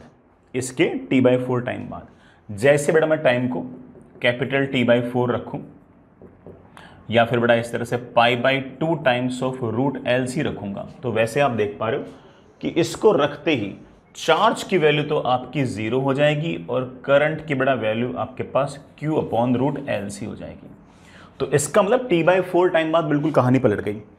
जो यहां से चार्ज जो करंट यहां से भाग रहा था, वो करंट बेटा भागते भागते भागते भागते भागते ये वाला चार्ज लगातार घटाता जाएगा, करंट लगातार बढ़ता जाएगा। T/4 टाइम पर चार्ज तो घटते घटते 0, करंट बेटा बढ़ते बढ़ते Q/√LC। बिल्कुल वैसे जैसे स्प्रिंग मास सिस्टम के अंदर जो ब्लॉक था वो एक्सट्रीम पोजीशन से चलते चलते मीन पोजीशन पे आ गया, x 0 हो गई है लेकिन वेलोसिटी आपकी मैक्सिमम है, चार्ज 0 है लेकिन आपका करंट सबसे ज्यादा है। अब इसके T/4 टाइम बाद क्या होगा, इसके T/4 टाइम बाद देखना बेटा, भले ही चार्ज 0 आ गया लेकिन करंट तो जा रहा है, और अगर करंट जा रहा है तो अब यहां पर चार्ज पॉजिटिव आ जाएगा और यहां पर चार्ज आपका नेगेटिव आ जाएगा। थोड़ी देर बाद में यहां पर आपका बड़ा प्लस Q, यहां पर आ जाएगा आपके पास माइनस Q। जैसे जैसे इन कैपेसिटर के पास चार्ज बढ़ेगा बढ़ेगा बढ़ेगा, इलेक्ट्रोस्टैटिक एनर्जी बढ़ेगी बढ़ेगी बढ़ेगी, तो मैग्नेटिक एनर्जी घटेगी घटेगी घटेगी, तो करंट लगातार घटेगा घटेगा घटेगा। एक टाइम ऐसा आएगा जब कैपेसिटर आपका फिर से फुल्ली चार्ज हो जाएगा। जैसे कैपेसिटर फुल्ली चार्ज हो जाएगा बेटा, करंट आपका वापस से क्या हो जाएगा, 0। ये कब होगा, उसके T/4 टाइम बाद। बिल्कुल वैसे जैसे आपका जो ब्लॉक था वो बेटा चलते चलते चलते नेगेटिव एक्सट्रीम पर चला गया, पोजीशन आपकी हो गई मैक्सिमम, तो वेलोसिटी हो गई है 0, आपका चार्ज हो गया मैक्सिमम, तो करंट हो गया है 0।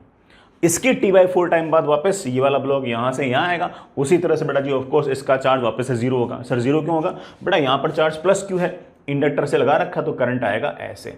अब करंट जैसे जैसे बढ़ेगा बढ़ेगा बढ़ेगा, मैग्नेटिक एनर्जी बढ़ेगी तो इलेक्ट्रोस्टैटिक एनर्जी घटेगी, तो चार्ज लगातार घटेगा। जिस टाइम पर चार्ज की बेटा वैल्यू घटते घटते घटते 0 होगी, उस टाइम पर इलेक्ट्रोस्टैटिक एनर्जी सबसे कम होगी, उस टाइम पर आपका बड़ा मैग्नेटिक एनर्जी सबसे ज्यादा होगी, तो करंट सबसे ज्यादा होगा। अगेन करंट की वैल्यू जानते हैं Q/√LC। बिल्कुल वैसे जैसे बड़ा आपका जो ब्लॉक है वो चलते चलते जब मीन पोजिशन से गुजरेगा तो पोटेंशियल एनर्जी सबसे कम होगी, तो काइनेटिक एनर्जी सबसे ज्यादा होगी, तो स्पीड सबसे ज्यादा होगा। अगेन इसके T/4 टाइम बाद बेटा वापस से आप देख पा रहे हो इस बात को कि ये जो करंट है, में चार्ज भले 0 हो गया लेकिन करंट तो है, और अगर करंट है तो यहां पर अब चार्ज पॉजिटिव आएगा और यहां पर चार्ज आपका नेगेटिव आएगा। करंट तो है बेटा, भले चार्ज 0, और जो करंट है यहां पर चार्ज पॉजिटिव लाएगा, यहां पर चार्ज नेगेटिव लाएगा। जैसे जैसे जैसे जैसे चार्ज बढ़ेगा वैसे वैसे इलेक्ट्रिक फील्ड बढ़ेगी, इलेक्ट्रोस्टैटिक पोटेंशियल एनर्जी बढ़ेगी, इलेक्ट्रोस्टैटिक पोटेंशियल एनर्जी बढ़ेगी तो मैग्नेटिक पोटेंशियल एनर्जी घटेगी, तो करंट लगातार घटेगा। और ऐसे बड़ा वापस से टाइम आएगा जब यहां पर चार्ज वापस से मैक्सिमम हो जाएगा और करंट आपका वापस से 0 हो जाएगा। इसका मतलब बिल्कुल जैसे एसएचएम के अंदर आपका पार्टिकल वापस से अपनी एक्चुअल पोजीशन पर पहुंच गया है, वहां पर आपकी पोजीशन तो एक्सट्रीम हो गई और वेलोसिटी आपकी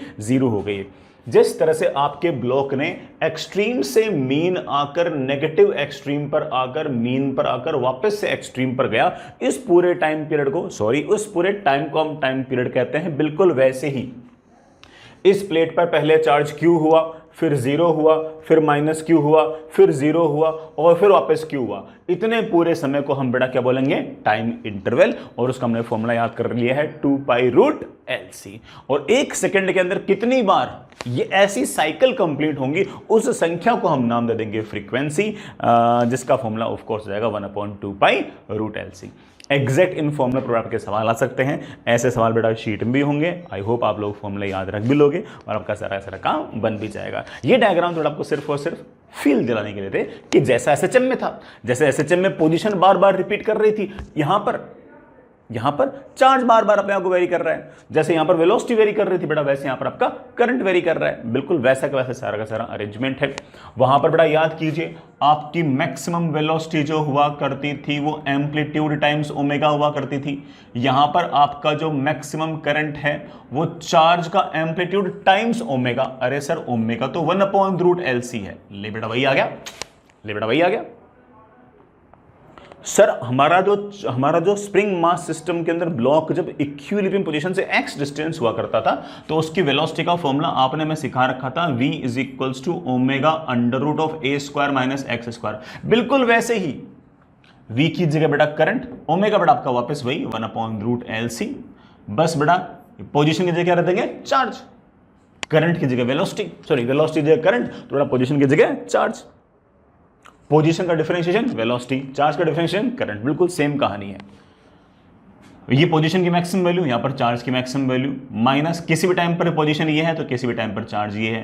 क्या सर ये वाला फॉर्मूला वैलिड है क्या? बिल्कुल वैलिड है। इसी फॉर्मूले से तो हमने सारी की सारी कहानी की शुरुआत की थी। बड़ा याद कीजिए, हमने किसी न किसी टाइम पर ये वाला करंट निकाला था कि किसी भी टाइम पर कैपेसिटर पर के पास कितना कितना चार्ज होगा तो उसके पास कितना कितना करंट होगा। सॉरी, कहानी बड़ा बिल्कुल वैसी की वैसी है। सिर्फ और सिर्फ आप ओमेगा या टाइम पीरियड या फ्रीक्वेंसी में से कोई सी एक चीज़ याद रख लो, उसके बाद तो बड़ा बिल्कुल वही सारी की सारी बातें हैं। समझ गए होंगे बच्चों? आगे चलते हैं। बड़ा सवाल होंगे शीट के अंदर, इस पे कर लेना। चलिए बच्चों आगे चलते हैं। ऐसे ही बेटा एक छोटा सा टॉपिक और है, that is damped LC oscillation. Damped LC oscillation वैसे तो IIT JEE एडवांस के सिलेबस में तो नहीं है, लेकिन JEE मेन ने एक बार उसका सवाल पूछ रखा है। हालांकि जस्ट कंपैरिजन से अपना काम चल जाएगा, इसलिए बहुत ज़्यादा समय नहीं लगेगा। और JEE मेन में मुझे ऐसा लगता है कि कभी न कभी किसी न किसी साल में वापस से सवाल फिर से आ सकता है। जिस साल ये सवाल आया था मोस्टली बच्चों का ये सवाल गलत ही हुआ था, क्योंकि मोस्टली बच्चे ये डैम्प्ड एलसी ऑसिलेशन पढ़ के ही नहीं जाते, उनको फॉर्मूला भी पता नहीं होता। अपन को तो बस 2-3 मिनट में ये फॉर्मूला पता लग जाएगा। अगर मान लो कि इसमें सवाल अगर आ जाता है तो ऑफकोर्स हमारी थोड़ी रिस्क तो है ना कवर हो जाती है कि अगर मान लो सवाल आ गया तो फॉर्मूले पे सवाल है कर देंगे, है कि नहीं। और वैसे मैं पहले बोलता हूँ बहुत ज़्यादा ऐसा इंपॉर्टेंट टॉपिक नहीं है, मेरा IIT JEE एडवांस में तो कभी पूछा भी नहीं है, लेकिन JEE मेन ने तो पूछ रखा है, तो क्यों रिस्क लें, अपन कर लेते। 2-3 मिनट लगनी है। सुनिए बच्चों, डैम्प्ड से हल्का फुल्का आपको आइडिया लग गया होगा कि जैसा SHM में था काफ़ी हद तक वैसा ही मामला यहाँ पर भी होगा। यहाँ पर एक कैपेसिटर है जिसके पास चार्ज है Q, कैपेसिटेंस है C, ये बड़ा आपका सर्किट।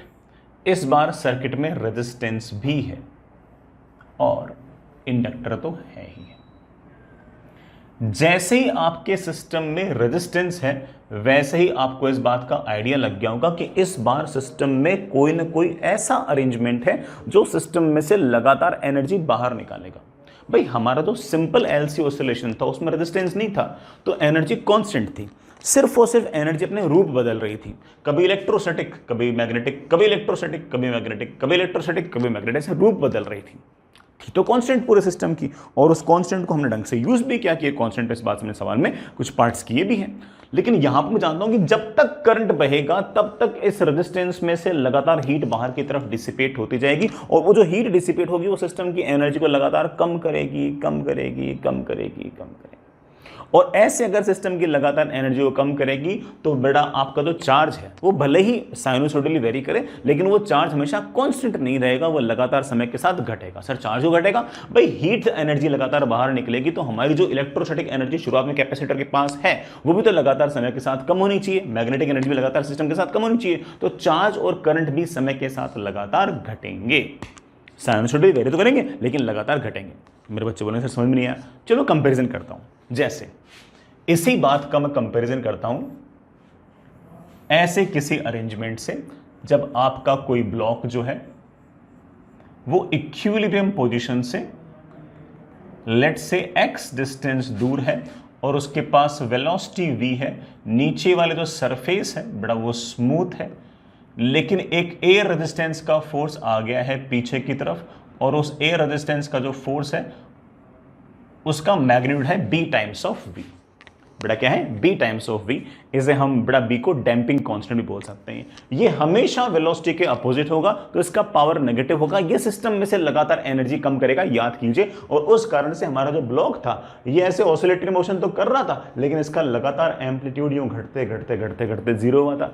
इसी तरह से ये जो चार्ज है बेटा ये लगातार plus Q minus Q plus minus Q ऐसे करने की कोशिश करेगा, लेकिन थोड़ी देर में ये चार्ज घटते घटते घटते बेटा क्या हो जाएगा? जीरो हो जाएगा। तो काफी हद तक कहानी सेम सी है। जैसे इसकी डिफरेंशियल इक्वेशन शायद मेरे बच्चों को याद होगी, फोर्स है अंदर की तरफ kx, फोर्स है अंदर की तरफ b into V should be equal to mass into acceleration. Acceleration is बेटा of course d2x upon dt square, minus kx ठीक है, माइनस b इंटू वी को मैं लिख देता हूं dx by dt is equals to m into d2x upon dt square. मेरे पास इक्वेशन आ गई है d2x अपॉन dt स्क्वायर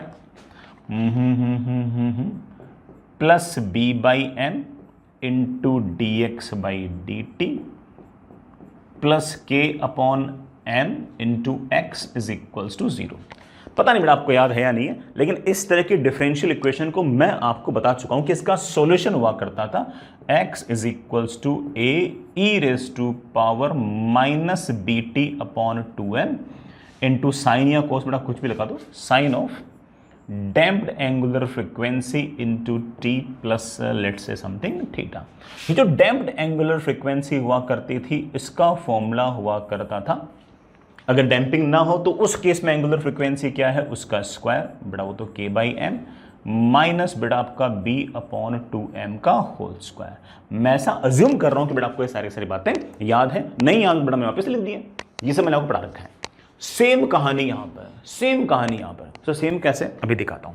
बेटा मान लो किसी t टाइम पर, ये तो t इज इक्वल्स टू 0 पर था, किसी टाइम t पर सिचुएशन इज लाइक दिस, यहां पर चार्ज q, यहां पर चार्ज मेरे बच्चे माइनस q, ये आपका रेजिस्टेंस, ये आपका इंडक्टर, करंट आया यूं, करंट आया यूं, करंट आया यूं, करंट आया यूं, करंट आया यूं, ये रेजिस्टेंस है, ये इंडक्टर है। मैं पहली बात तो इक्वेशन लिख सकता हूं कि current equals to minus D Q by D T. This is my equation number 1। क्यों? क्योंकि बेटा जो करंट है वो लगातार ये क्यू को घटा रहा है। बेटा केवीएल लगाओ, अभी लगाता हूँ केवीएल। केवीएल आएगा, चलते जाओ चलते जाओ, पहली वाली प्लेट से दूसरी वाली प्लेट हो जाऊंगा तो माइनस ऑफ पहली वाली प्लेट पे चार्ज डिवाइड बाई सी, चलते जाओ, रेजिस्टेंस में करंट की तरफ गया तो माइनस आई आर, इंडक्टर में करंट की तरफ गया तो minus L D I by D T and that is equals to 0। ठीक है बच्चों, अच्छा लग रहा है? Q by C minus I R, बेटा आई को मैं लिख सकता हूं minus D Q by D T, minus minus क्या हो गया plus D Q by D T into R, minus L into D by D T of आई। आई क्या है, आई क्या है, आई है minus D Q by D, बेटा माइनस माइनस क्या हो गया प्लस। अरे यार थोड़ी जगह कम पड़ गई, वरना मजा आया था, बिल्कुल सीधा दिख जाता कि देखो यहां पर ऐसा तो यहां पर ऐसा। चलो मैं यहां लिखने की कोशिश करता हूं। ये डिफरेंशियल इक्वेशन मेरे पास आ गई है बेटा, डी क्यू बाई डी का एक बार डिफरेंशिएशन, ये दूसरी बार differentiation, D two Q upon D T square plus R upon L into D Q by D T plus Q upon L C is equals to 0। ये आ गई बेटा आपकी सेकंड ऑर्डर डिफरेंशियल इक्वेशन, किसकी? L C oscillation की। Sir इसको solve कर पाओगे? अरे बेटा मेरे बस की बात नहीं है इस तरह के second order differential equation solve करना, ठीक है? अपना तो सिलेबस में नहीं है, अपने मैथ्स के सिलेबस में नहीं है, ठीक है? मैं कहां से निकाल दूं बेटा? तो सर क्या करेंगे बेटा, इस तरह के डिफरेंशियल इक्वेशन सॉल्यूशन ये था तो इसका भी सॉल्यूशन लिख दूंगा। सिर्फ इतना ही तो अंतर है कि यहां पर x है, यहां पर q है, यहां पर b है, यहां पर r है, and it make sense, it make sense. b वो कारण है जिस कारण से आपकी एनर्जी लॉस हो रही है, r भी वो कारण है जिस कारण से एनर्जी लॉस हो रही है। m यहां पर l, वहां पर m था, यहां पर आपका l है, वहां पर ठीक है बेटा q था, वो तो x हो ही गया, वहां पर बेटा आपका k बाई एम था, यहां बेटा आपका 1 अपॉन एल सी है, वहां पर आपका k बाई एम है, यहां पर बेटा आपका 1 अपॉन एल सी है। बेटा m तो k की जगह आएगा, तो k की जगह एक तरीके से बेटा 1 बाई सी है। सब बढ़िया सेट हो रहा है, अभी कर देते हैं। इसका सॉल्यूशन आएगा Q is equals to x की maximum value capital Q E raise to power minus B T upon 2m, B नहीं बेटा are T upon 2m, m नहीं बेटा, m नहीं l, sine of damped angular frequency into T plus theta. Sir ये damped angular frequency क्या, हमारी जो angular frequency हम लोगों ने निकाली थी रूट के बाई एम वही होगी क्या? ना ना ना ना, हमारी जो एक्चुअल एंगुलर फ्रीक्वेंसी उसका स्क्वायर तो के बाई एम ही है। अरे बेटा के बाई एम नहीं, यहां पर के बाई एम थोड़ी आएगा, के बाई एम को हम क्या लिख सकते हैं 1 upon L C minus B upon 2m का स्क्वायर, बेटा बी नहीं r अपॉन 2l का होल स्क्वायर। ये रही हमारी डैम्प्ड एंगुलर फ्रीक्वेंसी। और जिस तरह से मैंने आपको बताया है, मैंने कोशिश की है कि आपको वापस से याद रखना ना पड़े, क्योंकि तुम भी सोचोगे यार सर ने पहले ये वाले याद करा दिए, उस दिन भी सर ने सोल्यूशन नहीं बताया, आज सर ने नई चीज़ याद करा दी, हम कितनी बात याद रखें। तो मैंने पहले बोल दिया बेटा ठीक है ना, कुछ मजबूरियां हैं, हमें इतनी मैथमेटिक्स नहीं आती कि हम इसको सॉल्व कर सकें, तो याद करना पड़ रहा है। लेकिन याद करने में मैं आपको 2-2 बार याद करने के लिए कहूँगा, इतना बुरा भी मैं नहीं हूँ। तो मैंने क्या कह दिया कि देखो अपने याद कर रखा है, अब कंपेरिजन से वही आ गया, सब सेम है। वहां पर चार्ज जो था वो इस तरह से ऑसिलेट कर रहा है, पोजीशन ऑसिलेट कर रही है, और हमारे पास सारा जुगाड़ बड़े आराम से इस तरह से बैठ गया। तो आप कह सकते हो कि sir charge on capacitor will very like that कि Q e raised to power minus RT upon 2L into, बेटा साइन में लिखा है कोस में लिखा है, एक ही बात है वैसे, sine of damped angular frequency into T plus theta. Sir ये डैम्प्ड एंगुलर फ्रीक्वेंसी किसके बराबर होगी बेटा, ये होगी हमारी जो एक्चुअल ओमेगा होती है उसका स्क्वायर तो बड़ा 1/LC minus B upon 2m, बेटा बी नहीं r अपॉन 2m, m नहीं बेटा l, इसका स्क्वायर। ये लीजिए बेटा, चार्ज इस तरह से लगातार वेरी करेगा। अगर कोई मुझे कह दे कि सर चार्ज जो है वो टाइम के साथ कैसे वेरी करेगा, सर ग्राफ प्लॉट कर सकते हो क्या? हाँ बेटा, हल्का फुल्का ग्राफ तो बता सकता हूं। चार्ज विल वेरी बेटा like this, charge plus minus plus minus plus minus, एक बार प्लेट पे बेटा पॉजिटिव फिर नेगेटिव फिर पॉजिटिव फिर नेगेटिव फिर पॉजिटिव फिर नेगेटिव, ऐसा होगा, लेकिन वो चार्ज हमेशा कैपिटल क्यों नहीं होगा। एक बार कैपिटल क्यों हुआ, अगली बार हो सकता है 0.9 क्यों हो, फिर अगली बार हो सकता है कि बेटा 0.81 क्यों हो, फिर अगली बार हो सकता है 0.729 क्यों हो। लगातार वो चार्ज कम होता जाएगा, कम होता जाएगा, कम होता है। सर कम क्यों हो रहा है बेटा, इलेक्ट्रोस्टैटिक एनर्जी भी कम हो रही है। कम क्यों हो रही है बेटा, जो रेजिस्टेंस लगा रखा था ना वो लगातार हीट की फॉर्म में सिस्टम में से एनर्जी बाहर निकाल रही है। इट मेक्स सेंस, बस इक्वेशन तो सॉल्व नहीं किए, बाकी साइड पर तो सेंस तो कर रही है ना, कर रही है ना। समझ गए बच्चे इस बात को? मैं ऐसे उम्मीद कर रहा हूँ कि बेटा आपको सारी की सारी बात बढ़िया तरीके से समझ में आ गई है। सर मुझे करंट भी चाहिए, अरे यार ठीक है निकाल लो बेटा, चार्ज निकाल लिया तो करंट भी निकाल लिया, इसको डिफ्रेंशिएट कर दो तो बेटा बड़े आराम से करंट भी लिख सकते हो। मैं बेटा यहाँ पर एक बात और बोलूँगा जो मैंने वहाँ पर भी बोली थी, that was critical damping. Critical damping का मतलब ये होता है कि आपका आर जो है, आपका जो रेजिस्टेंस है वो इतना ज्यादा हो कि चार्ज ऑसिलेट ही ना करे, बस चार्ज फटाक से जो एक बार जैसे करंट यहां से गया, इस रेजिस्टेंस से सारी की सारी हीट सारी बाहर निकल गई, बार बार प्लस माइनस हुआ ही नहीं। तो उस केस में क्या होगा कि आपकी जो डैम्प्ड एंगुलर फ्रीक्वेंसी है ये जीरो हो जाती है, और जैसे ये जीरो हो गई वैसे ही आपका जो चार्ज है भाई, ये वाली टर्म अगर जीरो हो गई तो साइनोसॉइडली वेरी नहीं कर रहा, प्लस माइनस नहीं कर रहा, सिर्फ और सिर्फ चार्ज एक तरह से एक्सपोनेंशियली डिके कर रहा है। तो उस केस में बेटा जी ओमेगा डी को जीरो करने के लिए मेरे बच्चे बोलेंगे सर 1/LC को r²/4l² के बराबर कर दो, एक L से एक L निपट जाएगा, r² is equals to 4l/c आ जाएगा।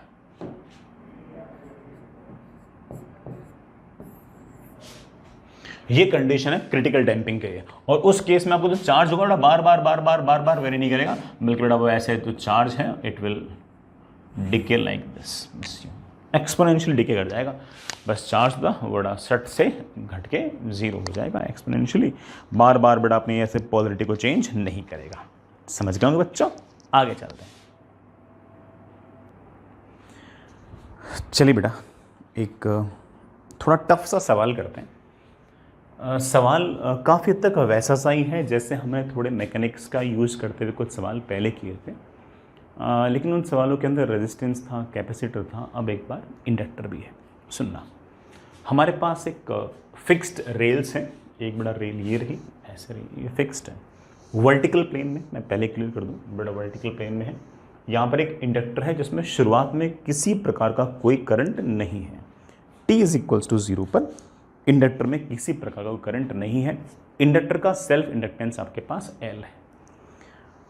ये एक रॉड है m मास की L लेंथ की, कोई रेजिस्टेंस नहीं है। मैंने t इज इक्वल्स टू 0 पर इसको रिलीज किया है, मतलब इनिशियल वेलोसिटी 0 है। रॉड पर ऑफकोर्स mg नीचे लेगा तो रॉड नीचे आएगी। इस पूरे रीजन में ऐसे अंदर की तरफ मैग्नेटिक फील्ड है B, वो यूनिफॉर्म है। मैं पहले बोल दूँ वर्टिकल प्लेन है, कोई रेजिस्टेंस नहीं है। मैं सीधा ही बड़ा अच्छा वाला सवाल पूछ रहा हूँ कि रॉड की वेलोसिटी बताओ किसी भी टाइम टी पर कितनी होगी, और रॉड की पोजीशन बताओ किसी भी टाइम टी पर कितनी होगी। बेटा पोजीशन मतलब जैसे इसको मैंने x इक्वल टू 0 मान लिया, तो किसी भी टाइम पर नीचे कितना x तक जाएगी रॉड, ये बताओ। अच्छे सवाल है, कैलकुलेशन वाइज समय लेते हैं, टाइम लगता है बेटा, तभी जाके सवाल अपन से बन पाता है। तो चलिए कोशिश करते हैं किसी टाइम टी पर बेटा कहानी कैसे होगी, पहले ये देखते हैं। उसके लिए मैं अलग पेज ले लेता हूँ बेटा। आपके पास जो अरेंजमेंट है इट लुक्स लाइक दिस। ये आपके पास बेटा फिक्स्ड रेल,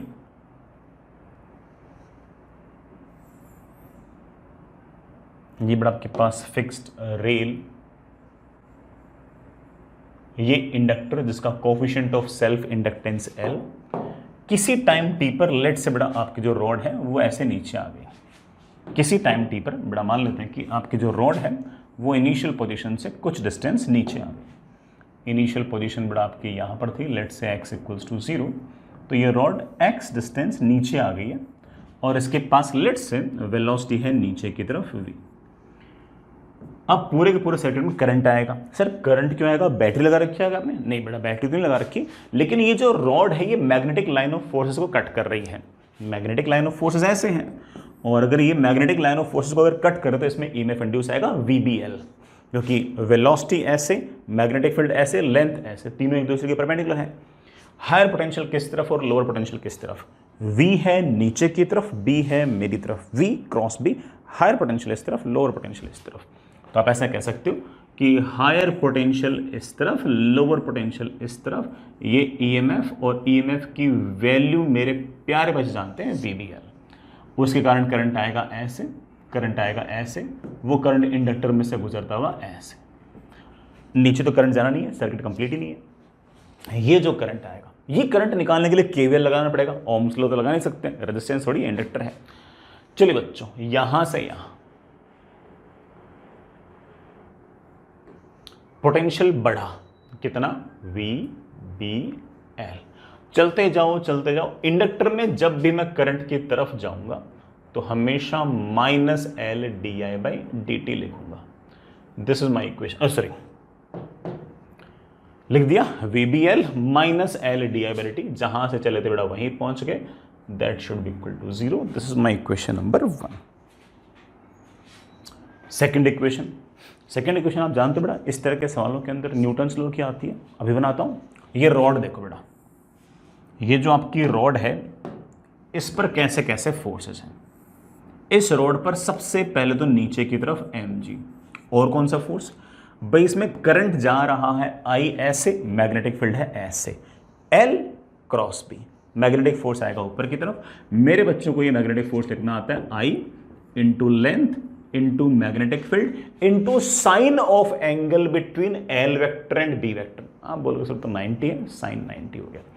नीचे की तरफ नेट फोर्स आ गया कितना, mg minus ILB। This net force must be equals to mass into नीचे की तरफ एक्सेलरेशन। नीचे की तरफ जो एक्सेलरेशन है that is dv/dt। This is my equation number 2। अगर ध्यान से देखो तो इस पूरी इक्वेशन में सिर्फ दो अननोन है, I और V। मैं चाहे तो I निकाल सकता हूं, मैं चाहे तो V निकाल सकता हूं, लेकिन सवाल में V पूछ रहा है तो V निकालूंगा। तो I को उड़ा देते हैं। सर I को कैसे उड़ाओगे? I have a plan. इस इक्वेशन को टाइम के रेस्पेक्ट में डिफरेंशिएट कर देता हूं। सर फायदा क्या उससे? बेटा इस इक्वेशन को अगर टाइम के रेस्पेक्ट में डिफरेंशिएट करूंगा तो एक di/dt आएगा, उस di/dt को यहाँ रख दूंगा तो इक्वेशन में सिर्फ और सिर्फ V बचेगा, उसको सॉल्व कर लेंगे। mg कांस्टेंट है, उसका डिफरेंशिएशन 0, -LB ठीक है, I का डिफरेंशिएशन di/dt, m ठीक है, dv/dt को एक बार टाइम के रेस्पेक्ट में और डिफरेंशिएट करोगे तो d2v/dt स्क्वायर। इस di/dt को उठा के यहां रखना। बड़ा ध्यान रखना, कैपिटल L तो सेल्फ इंडक्टेंस है और स्मॉल l जो है वो रॉड की लेंथ है। ऐसे नहीं कि बड़ा दोनों कैंसिल कर दो। मेरे पास आ गया VBL -L। di/dt को तुम बड़े आराम से लिख सकते हो m times d2v/dt square divided by -LB, minus minus हो गया plus, should be equal to 0। ये मेरे पास डिफरेंशियल इक्वेशन आ गई है, और अच्छे से लिखता हूँ बेटा। मेरे पास इक्वेशन आ गई है d2v upon dt square plus b square l square upon ml into v is equals to 0। Check कर लो बेटा, सही तो लिखा ना मैंने?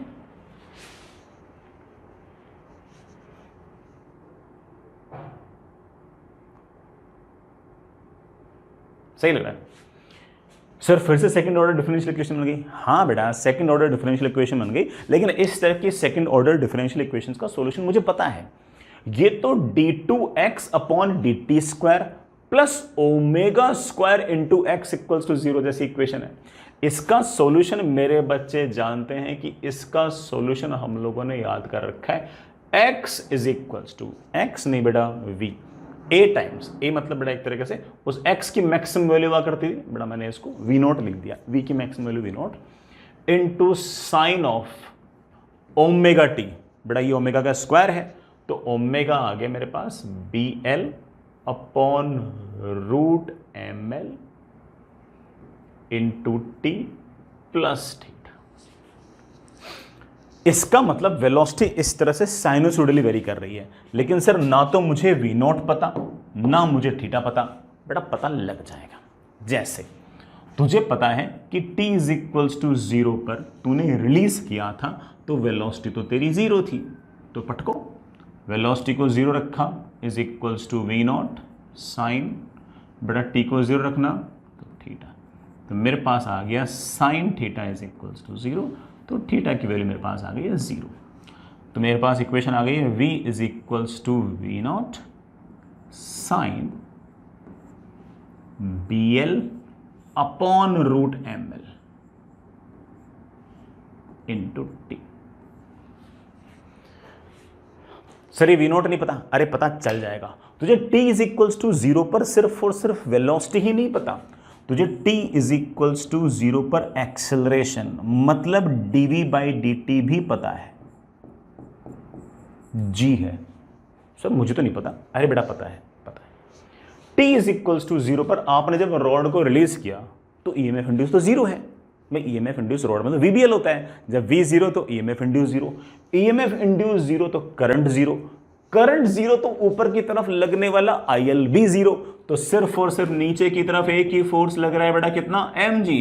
नीचे की तरफ सिर्फ और सिर्फ एक ही एक्सेलरेशन है g। कब बेटा? t इज इक्वल्स टू 0 पर। तो आप कह सकते हो कि t इज इक्वल्स टू 0 पर हमारा एक्सेलरेशन तो 0 होना चाहिए। सर एक्सेलरेशन है कितना?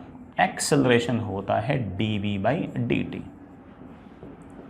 करना जरा differentiate, v not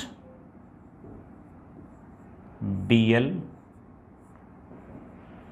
upon root ml, sine का डिफरेंशिएशन कॉस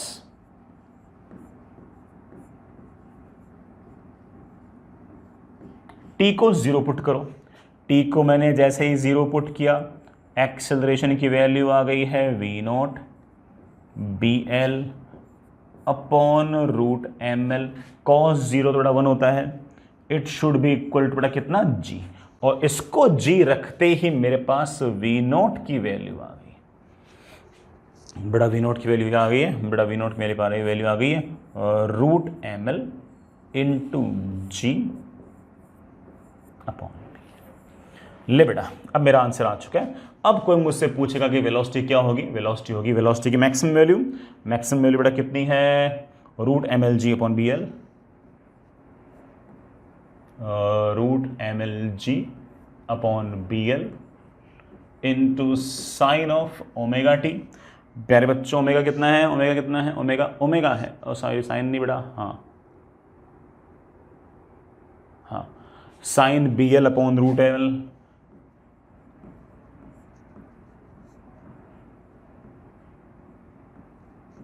ये लीजिए बेटा, किसी भी टाइम पर कोई मेरा बच्चा पूछ ले सर वेलोसिटी कितनी होगी, this will be the velocity at any time T. Sir velocity तो साइनोसॉइडली वेरी कर रही है। हाँ बेटा साइनोसॉइडली वेरी कर रही है, अच्छी बात है, हमें उससे क्या लेना, हमसे तो वेलोसिटी पूछी गई है। ये मत सोचना कि आप सिर्फ और सिर्फ वेलोसिटी निकाल सकते हो, आपसे कोई करंट पूछ लेगा आप करंट में निकाल दोगे। आप लोग बोलोगे सर वी सर यहाँ रख देता हूँ, रख दो बेटा करंट भी आ जाएगा, या वी को बेटा यहाँ पर रख दो तब भी करंट आ जाएगा, कैसे निकाल लो जैसे इच्छा हो। पूछा नहीं मैंने। हाँ अगला सवाल ये जरूर पूछा मैंने आपसे कि बताओ बेटा पोजीशन क्या होगी, रॉड की पोजीशन क्या होगी। तो किसी भी टाइम t पर पार्टिकल x पोजीशन पे चला गया, velocity is of course rate of change of x, so this velocity should be equal to मेरे प्यारे बच्चों dx बाई dt। तो सर क्या मैं पोजीशन निकाल सकता हूं? बिल्कुल निकाल सकते हो। मेरे पास आ जाएगा dx इज इक्वल्स टू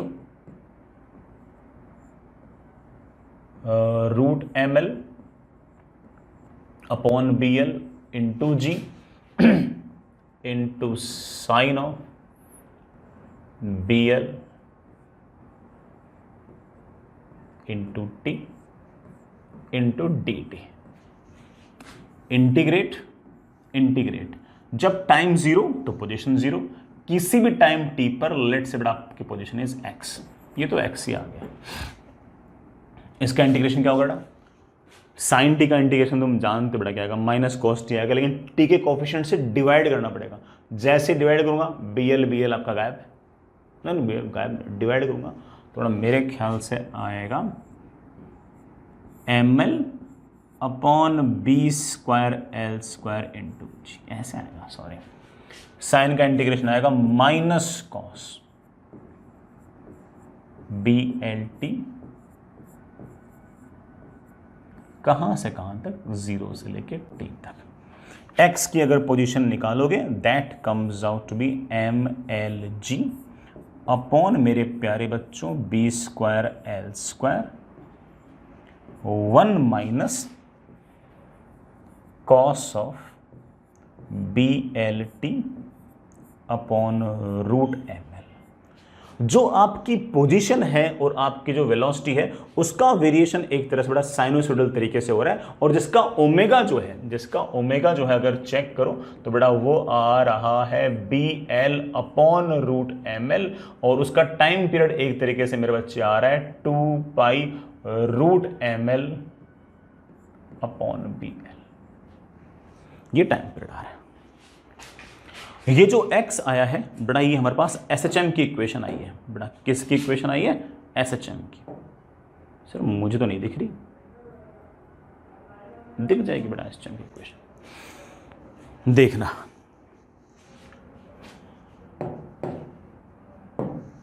ये रॉड, ये बड़ा सॉरी रेल बड़ा, ये आपकी इंडक्टर,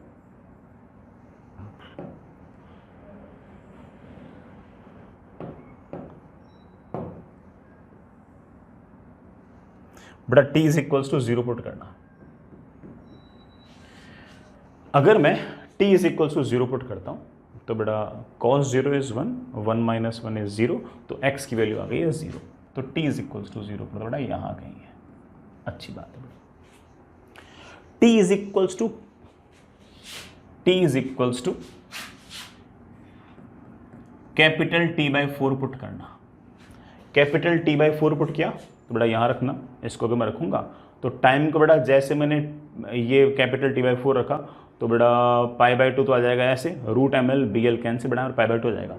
कोस पाई बाई 2 बड़ा कितना होता है? 0, 1 माइनस 0 इज 1, एक्स की वैल्यू आ गई है बड़ा, आप भी रख के देख लो,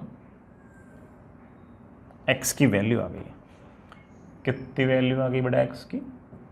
ये तो 0 हो गया, एक्स की वैल्यू आ गई M L G upon B square L square. Fair enough. Time को एक बार कैपिटल T बाई 2 रख के देखना, मुझे लगता है कि और नीचे जाएगा बड़ा। टाइम को एक बार कैपिटल T बाई 2 रख के देखना।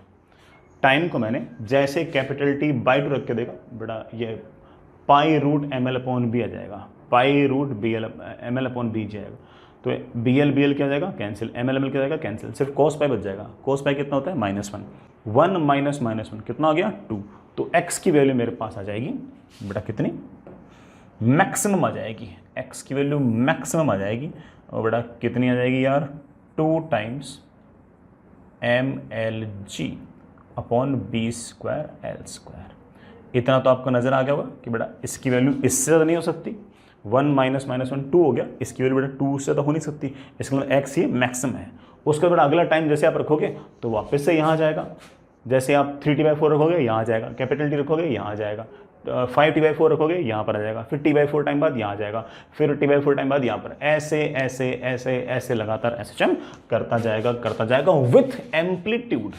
बेटा देखो एम्पलीट्यूड कितना है, मेरे बच्चे बोले सर एम्पलीट्यूड नज़र आ रहा है, एम्पलीट्यूड की वैल्यू है mLg अपॉन B²L²। जहां से शुरुआत में छोड़ा गया है वो आपकी इक्विलिब्रियम पोजीशन नहीं है बेटा, वो आपकी एक्सट्रीम पोजीशन है। इक्विलिब्रियम पोजीशन तो उससे नीचे है, फिर एक एक्सट्रीम उतनी नीचे और फिर ऐसे ऐसे लगातार ये सिंपल हार्मोनिक मोशन लगातार किए जा रहा है। समझ गए बच्चों, सारे काम कर दिए। करंट भी पूछे तो आप करंट भी इसके अंदर निकाल सकते हो। आगे चलते हैं, चलिए बेटा आगे चलते हैं। नेक्स्ट इज बेटा, काफ़ी टाइम से हम सिर्फ और सिर्फ सेल्फ इंडक्टेंस ही देख रहे थे। नेक्स्ट इज अगला टॉपिक है म्यूचुअल इंडक्टेंस। नाम में म्यूचुअल आया तो there must be something which is related to two things and related to something mutual actually. कैसे, सुनिएगा बेटा। मान लीजिए कि आपके पास 2 लूप हैं, एक लूप बेटा ये रहा, मैं इसको नाम भी देता हूँ कि this is my loop number 1। इसके आस पड़ोस में कोई दूसरा लूप भी है, लेट्स से जो दूसरा लूप है it is like this is my loop 2। मान लीजिए कि मैंने लूप 1 के अंदर कोई ना कोई करंट भेजा। अगर मैं लूप 1 में कोई ना कोई करंट भेजा है तो उस करंट के कारण कोई ना कोई मैग्नेटिक फील्ड होगी। उस मैग्नेटिक फील्ड में से कुछ मैग्नेटिक लाइन ऑफ फोर्सेस जो होंगे वो लूप 2 से भी गुजरेंगे। तो इस लूप 1 में जो करंट गुजर रहा है उसके कारण कुछ ना कुछ मैग्नेटिक फील्ड होगी। उस मैग्नेटिक फील्ड के जो मैग्नेटिक लाइन ऑफ फोर्सेस होंगे वो ऐसे यूं हो जाएंगे। लूप 2 में से कुछ ना कुछ फ्लक्स गुजर रहा है। लूप 2 में से जो फ्लक्स गुजर रहा है मैं उसे एक बार के लिए φ2 कह रहा हूं। अब जरा इस बात को सोचो कि अगर मैं इस लूप के अंदर करंट को अगर दुगना करता हूं तो हर पॉइंट पर मैग्नेटिक फील्ड दुगनी हो जाएगी।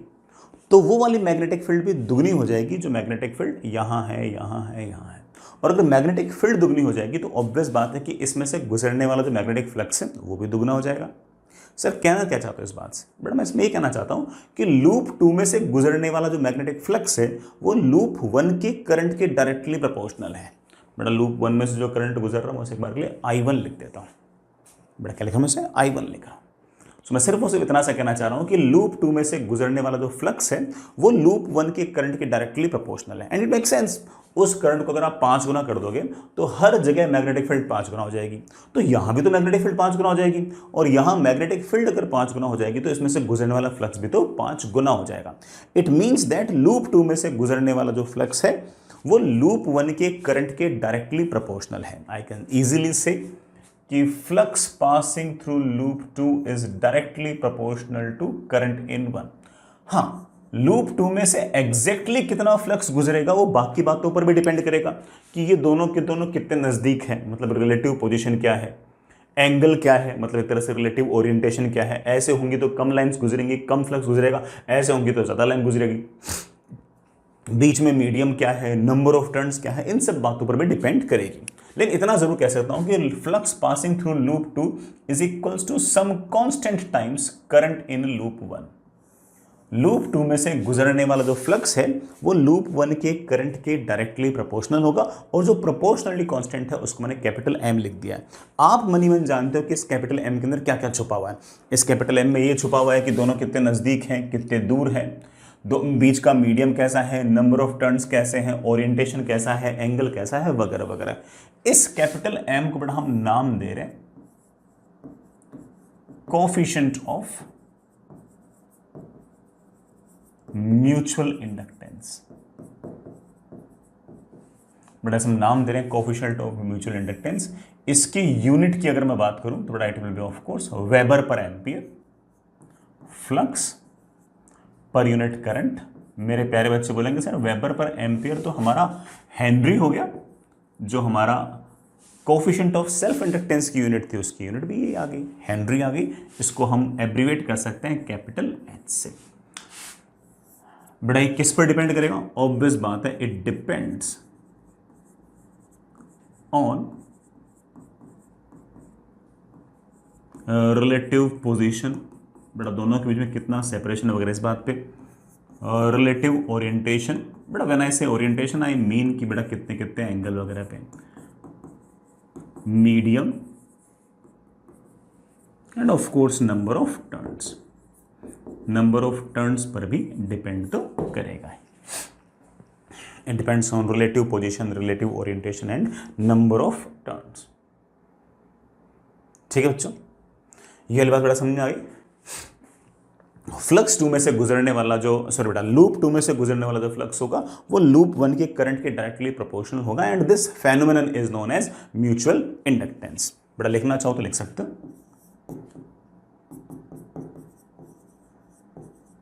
Magnetic flux through loop 2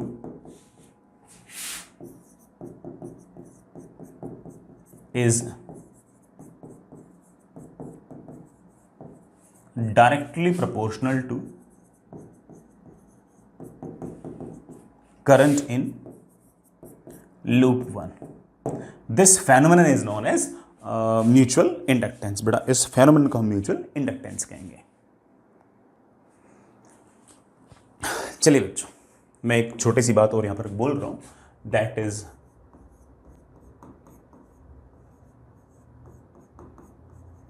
reciprocity theorem.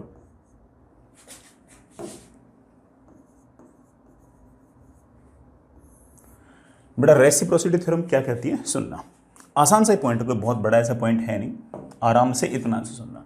मान लीजिए कि आपके पास ये कोई लूप 1 है, लूप 1 में से गुजरने वाला जो करंट है बड़ा वो I1 है, उसके कारण मैग्नेटिक फील्ड ये है। ठीक है, उसके कारण मैग्नेटिक फील्ड ये है। इस मैग्नेटिक फील्ड के अंदर मैंने एक दूसरा लूप रख दिया ऐसे, this is loop 2, this is loop 2, this is loop 2। Loop 2 में से गुजरने वाला जो फ्लक्स होगा it is directly proportional to current in loop 1। Flux in loop 2 is mutual inductance between 2 and 1, मैंने बेटा उस म्यूचुअल इंडक्टेंस को ऐसे थोड़ा स्टाइल से लिख दिया, टाइम्स करंट इन लूप 1। चलो बच्चों अच्छी बात है। अब देखो, मान लो मैंने इसमें करंट नहीं भेजा होता, लेट्स से मैंने इसमें करंट नहीं भेजा होता और इसमें करंट भेजा होता I2, तो इसमें अगर करंट I2 भेजा होता तो उसके कारण ऐसे मैग्नेटिक फील्ड आती, यू मैग्नेटिक फील्ड आती, यू मैग्नेटिक फील्ड आती, उसका magnetic flux of course loop 1 में से पास होता और लूप 1 में से जो फ्लक्स पास हो रहा है वो हमारे लूप 2 के करंट के डायरेक्टली प्रोपोर्शनल होता। इनके बीच का भी एक कोफिशिएंट ऑफ म्यूचुअल इंडक्टेंस होता, उसको मैं लेट से ऐसे ले देता हूं, mutual inductance on 1 due to 2, ऐसे कुछ लिख देता। अब रेसिप्रोसिटी थ्योरम ये कह रही है कि देखो ये सब फालतू बातें हैं, ये दोनों m की वैल्यू सेम होगी, इन दोनों m की वैल्यू सेम होगी। Reciprocity theorem just says that कि M12 और M21 की वैल्यू सेम होगी।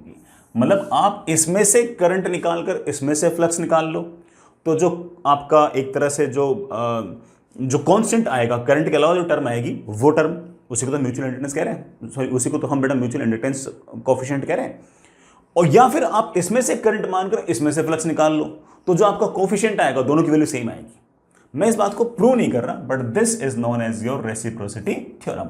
प्रूफ वगैरह हमारे सिलेबस में नहीं है, हमारे सिलेबस में सिर्फ इतनी सी बात है कि आप लूप 1 में से करंट मान के लूप 2 में से फ्लक्स निकाल लो, या फिर लूप 2 में से करंट मानकर लूप 1 में से फ्लक्स निकाल लो। दोनों ही केस में करंट के साथ जो कोफिशिएंट आएगा वो एग्जैक्टली सेम आएगा, और हम बड़े आराम से कह सकते हैं कि दोनों ही केस के अंदर आपका जो कोफिशिएंट ऑफ म्यूचुअल इंडक्टेंस है वो सेम आएगा। इसका मतलब एक पेयर के लिए सिर्फ और सिर्फ एक ही coefficient of mutual inductance define है। ऐसे नहीं कि इसके लिए इस पर अलग है और इसके लिए इस पर अलग है, दोनों के लिए सेम है। अच्छी बात है, आसान पड़ जाएगा। तो आप ऐसे कह सकते हो कि फॉर ए पेयर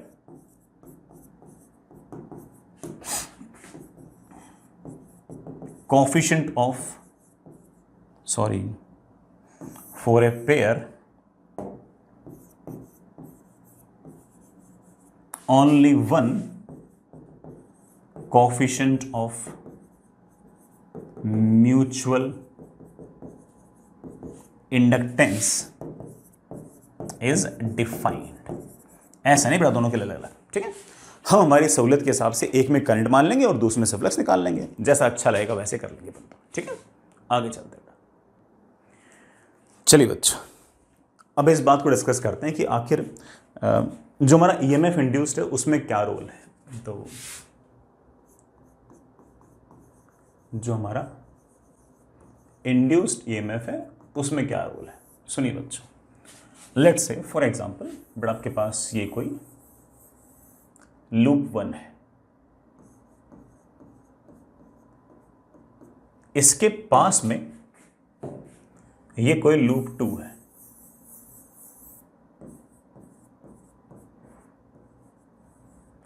ये कोई लूप 1 में से लेट्स से लूप 1 में से लेट्स से बेटा कोई ना कोई करंट गुजर रहा है I1।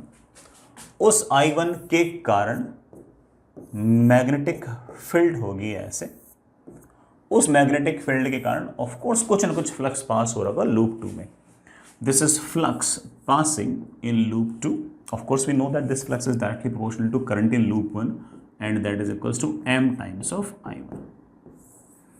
अब मैं सिर्फ इतना सा कह रहा हूं कि देखो, अगर इसमें ये जो करंट है अगर ये टाइम के साथ वेरी किया, अगर ये करंट अगर टाइम के साथ वेरी किया तो इस लूप में से गुजरने वाला फ्लक्स वेरी होगा। सुना तुम लोगों ने, लूप 1 में अगर करंट वेरी करेगा तो लूप 2 में से गुजरने वाला फ्लक्स वेरी करेगा। लूप 2 में से गुजरने वाला फ्लक्स वेरी करेगा तो ऑफ कोर्स लूप 2 के अंदर कुछ ना कुछ ईएमएफ इंड्यूस होगा।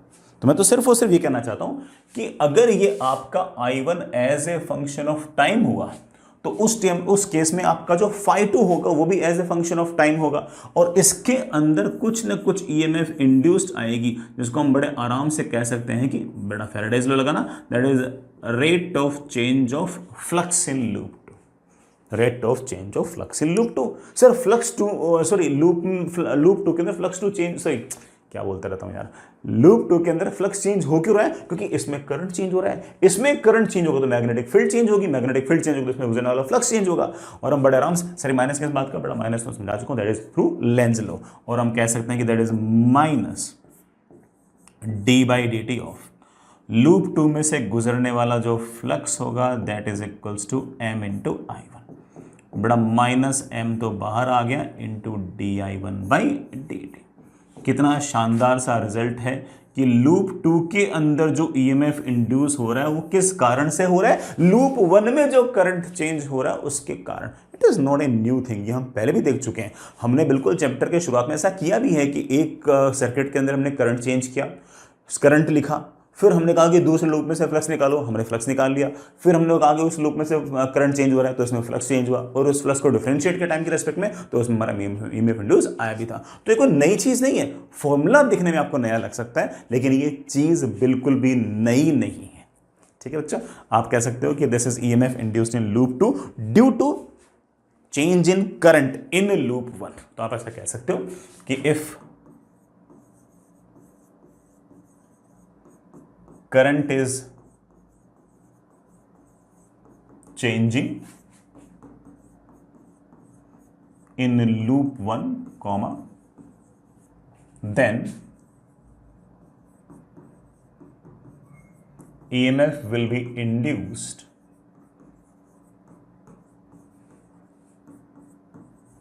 in loop 2। तब आपके लूप 2 के अंदर EMF इंड्यूस होगा।